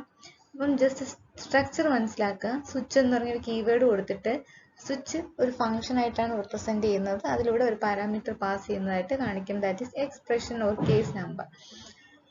ദെൻ മെൻഷൻ ചെയ്യണം, നമ്മൾ ഇപ്പം 10 കേസസ് ഉണ്ട്, 10 കണ്ടീഷൻസ് ഉണ്ട്. ആ 10 കണ്ടീഷൻസിൽ നിന്നും ഒരു കണ്ടീഷൻ അല്ലെങ്കിൽ ഒരു കേസ് നമുക്ക് സെലക്ട് ചെയ്യണം. അങ്ങനത്തെ സിറ്റുവേഷനിലാണ് സ്വിച്ച് കേസ് യൂസ് ചെയ്യുന്നതെന്ന് ഞാൻ പറയും. ഇവിടെ കേസ് വാല്യൂ 1 എന്ന് പറഞ്ഞ ഒന്നുണ്ട്. അതായത് ആദ്യത്തെ ഫസ്റ്റ് കേസ് എന്ന് കാണിക്കാനാണ് കേസ് വാല്യൂ 1 എന്ന് കൊടുത്തത്. ദെൻ അതിൽ നമ്മൾ എന്താ സ്റ്റേറ്റ്മെന്റ് എന്തെങ്കിലും ഉണ്ടെങ്കിൽ, കോഡ്സ് ഉണ്ടെങ്കിൽ, കോഡ്സ് മീൻസ് സ്റ്റേറ്റ്മെന്റ്സ് ഉണ്ടെങ്കിൽ കൊടുക്കാം. ദെൻ ആ കേസ് കഴിഞ്ഞതിന് ശേഷം നമ്മൾ എപ്പോഴും ഒരു ബ്രേക്ക് എന്ന് പറഞ്ഞൊരു സ്റ്റേറ്റ്മെന്റ് കൊടുക്കും. അതായത് ഈ കേസ് 1 ബ്രേക്കായി, സ്റ്റോപ്പായി. നെക്സ്റ്റ് എന്താണ്, കേസ് 2 സ്റ്റാർട്ട് ചെയ്യാണ്. കേസ് 2വിനകത്ത് നമുക്ക് നമ്മുടെ എന്തൊക്കെയാണ് ഓപ്പറേഷൻസോ സ്റ്റേറ്റ്മെന്റ്സ് എന്തൊക്കെയുണ്ടോ അതെല്ലാം കേസ് 2വിനകത്തുള്ള കോഡ് സെഗ്മെന്റ് പാർട്ടിൽ മെൻഷൻ ചെയ്യാം. ദെൻ ബ്രേക്ക്, അതായത് ഓരോ കേസ് കഴിയുമ്പോഴും നമ്മൾ ബ്രേക്കിനെ കോൾ ചെയ്യും, ബ്രേക്ക് കീവേഡ് കൊടുക്കും. കാരണം ആ കേസ് ഇവിടെ തീരുവാണ്, കേസ് 1 ഇവിടെ തീർന്നു, കേസ് 2 ഇവിടെ തീർന്നു എന്ന് കാണിക്കാനാണ് ബ്രേക്ക് എന്ന് പറഞ്ഞ സ്റ്റേറ്റ്മെന്റ് കൊടുത്തേക്കുന്നത്. ഓക്കെ, ദെൻ ഇതുപോലെ എത്ര വരെ ഉണ്ടോ അതുവരെ നമുക്ക് കേസസ് കൊടുക്കാം. ഇപ്പം 10 കേസാണ് ഉള്ളതെങ്കിൽ കേസ് വാല്യൂ 10 എന്ന് കൊടുത്തിട്ട് അതിനകത്ത് അതിന് വേണ്ടപ്പെട്ട ഓപ്പറേഷൻസ് അതിനകത്ത് കൊടുക്കാം, സ്റ്റേറ്റ്മെന്റ്സ് കൊടുക്കാം. എന്നിട്ട് അത് തീരുമ്പോൾ ഒരു ബ്രേക്ക് എന്ന് പറയുന്ന സ്റ്റേറ്റ്മെന്റ് കൊടുക്കാം. ശ്രദ്ധിക്കണം, സ്റ്റേറ്റ്മെന്റുകൾക്ക് സെമി കോളൻ ആണ് ഉള്ളത്. അങ്ങനെ നമ്മൾ എന്ത് ചെയ്തു, 10 കീവേഡ്സുകളും കൊടുത്തു, 10 കേസുകളും കൊടുത്തു. ഇനി ശ്രദ്ധിക്കാനുള്ളത്, നമ്മൾ ഈ 1 to n വരെയാണ് കേസസ് ഉള്ളത്. അപ്പൊ അതിലേതെങ്കിലും ഒരു കേസാണ് സെലക്ട് ചെയ്യേണ്ടത്. എനിക്കിപ്പം 4ാമത്തെ കേസ് സെലക്ട് ചെയ്യണമെങ്കിൽ എന്ത് ചെയ്യണം, ഞാൻ സ്വിച്ചിന്റെ ഈ ഫംഗ്ഷന്റെ അകത്തുകൂടെ 4ാമത്തതിനെ പാസ് ചെയ്യണം. അത് 4 എന്ന് പറയുന്ന നമ്പർ പാസ് ചെയ്ത് കഴിഞ്ഞാൽ എന്താ, ഓട്ടോമാറ്റിക്കലി 4th കേസ് ഇൻവോക്ക് ആവും. അതാണ് ഈ എക്സ്പ്രഷൻ കൊണ്ട് ഉദ്ദേശിക്കുന്നത്. അതായത് നമ്മുടെ എത്ര കേസസ് ഉണ്ടോ ആ കേസുകളുടെ നമ്പർ കൊടുക്കുന്നതാണ് എന്ത്, എക്സ്പ്രഷൻ കൊണ്ട് ഉദ്ദേശിക്കുന്നത്. ഓക്കെ, ഇനി അഡീഷണൽ ആയിട്ട് ഒരു കേസ് കൂടെ ഉണ്ട്, ദാറ്റ് ഈസ് ഡിഫോൾട്ട്. എന്താണ് ഡിഫോൾട്ട് എന്ന് വെച്ചാൽ, നമ്മൾ കൊടുത്ത നമ്പേഴ്സ് കേസസ് ഇല്ലാത്ത നമ്പറുകളാണെന്നുണ്ടെങ്കിൽ നമ്മൾ ഡിഫോൾട്ട് എന്ന് പറഞ്ഞ ഒരു കീവേഡ് കൊടുക്കും. ഫോർ എക്സാമ്പിൾ, ഇപ്പം എനിക്ക് എൻ്റെ പ്രോഗ്രാമിൽ കേസ് 1 to 10 വരെയാണ് ഉള്ളത്. ഓക്കെ, 1 to 10 വരെയാണ് ഉള്ളത്. ഞാൻ 100 എന്ന് പറഞ്ഞൊരു കേസ് കൊടുക്കാണ്. 100 എന്ന് പറഞ്ഞ ഒരു എക്സ്പ്രഷൻ, അതായത് സ്വിച്ച് ഓഫ് 100 എന്ന് പറഞ്ഞൊരു വാല്യൂ പാസ് ചെയ്യുന്നുണ്ട്. അങ്ങനെ വരുമ്പോഴത്തേക്ക് എന്താണ് സംഭവിക്കുന്നത്, നമ്മൾ കൊടുത്തേക്കുന്ന കേസിനകത്ത് കേസ് 100 എന്ന് പറഞ്ഞൊരു കേസ് ഇല്ല. അപ്പോൾ എന്ത് ചെയ്യും, ഡിഫോൾട്ട് വർക്കാവും. ദാറ്റ് ഈസ് ഡിഫോൾട്ട് കോളൻ ആണ് ഡിഫോൾട്ടിന് വർക്കാവും. എന്നിട്ട് അതിൽ എഴുതിക്കാണ് ഡിഫോൾട്ട് കോഡ് സെഗ്മെന്റ്. അപ്പം ഡിഫോൾട്ടിനകത്ത് നമ്മൾ കൊടുക്കുന്ന കേസ് നമ്പർ ഒന്നും അല്ലാത്തതൊന്ന് വന്നു കഴിഞ്ഞാൽ നമ്മൾ എന്ത് ചെയ്യണം, ഡിഫോൾട്ടിനകത്ത് എന്താണോ ടൈപ്പ് ചെയ്യാൻ കൊടുത്തേക്കുന്നത് അത് എൻ്റർ ആവും. ഓക്കെ, അത് പ്രിന്റ് ചെയ്യും. അതാണ് സ്വിച്ച് സ്റ്റേറ്റ്മെന്റ്. ഒരു എക്സാമ്പിൾ നമുക്ക് നോക്കാം. ജസ്റ്റ് ഒരു ഫ്ലോ ചാർട്ടാണ് കാണിച്ചിരിക്കുന്നത്, എങ്ങനെയാണ് വർക്ക് ആവുന്നതെന്ന് എടുക്കണ്ട. ശരി, ഒരു എക്സാമ്പിൾ പ്രോഗ്രാമാണ് ഇവിടെ തന്നിരിക്കുന്നത്. ഓക്കെ, ശ്രദ്ധിക്കുക, ഇവിടെ stdio.h എന്ന് കൊടുത്തേക്കുന്നു. ആക്ച്വലി stdio.h അല്ല, iostream.h ആണ്. ഓക്കെ, iostream.h അതാണ് C++ ലാംഗ്വേജിന്റെ ഹെഡർ ഫയൽ അല്ലെങ്കിൽ ലൈബ്രറി. സോ ഇപ്പൊ ഇവിടെ നോക്കുമ്പം നമ്മൾ മെയിൻ ഫംഗ്ഷൻ ആണ്. മെയിൻ ഫംഗ്ഷനകത്ത് ഇൻറ്റ് ഡേ എന്ന് പറഞ്ഞ ഒരു ഇൻഡിജർ വാല്യൂ കൊടുത്തിട്ടുണ്ട്. Then enter the number of days, എത്ര ഡേയ്സിന്റെ വാല്യൂസ് ആണ് പ്രിന്റ് ചെയ്യാനുള്ളതെന്ന് ചോദിക്കുന്നു. അപ്പം എന്തെങ്കിലും ഒരു വാല്യൂ കൊടുക്കുക, അത് cn എന്ന് പറയുന്ന ഓപ്പറേഷനിലൂടെ ആക്സസ് ചെയ്യും. ദെൻ നെക്സ്റ്റ് നമ്മൾ കൊടുക്കുന്ന വാല്യൂ, അതായത് ഇപ്പം കൊടുത്ത നമ്പർ എൻ്റർ എ നമ്പർ എന്നാണ് ചോദിച്ചു. ഞാൻ നമ്പർ കൊടുത്ത് 6 എന്ന് പറഞ്ഞൊരു നമ്പറാണ് കൊടുത്തത്. ദെൻ ചെക്ക് ചെയ്യും, സ്വിച്ച് ഓഫ് 6 എന്ന് പറഞ്ഞിട്ട് ഈ കേസിനകത്ത് ചെക്ക് ചെയ്യും. 6 ആണ് നമ്മൾ കൊടുത്ത നമ്പർ ആയതുകൊണ്ട് കേസ് 6 എന്ത് ചെയ്യും, വർക്കായി ഫ്രൈഡേ എന്ന് പ്രിന്റ് ചെയ്യും. അപ്പൊ ഇത് ശ്രദ്ധിക്കാനുള്ള കേസിനകത്ത് നോക്കാം, കേസസ്. അപ്പം കേസ് 1 മുതൽ 7 വരെ കേസസ് ഉണ്ട്. ഒന്ന് Sunday, Monday, Tuesday, Wednesday, Thursday, Friday, Saturday എന്ന് പ്രിന്റ് ചെയ്തിട്ടുണ്ട്.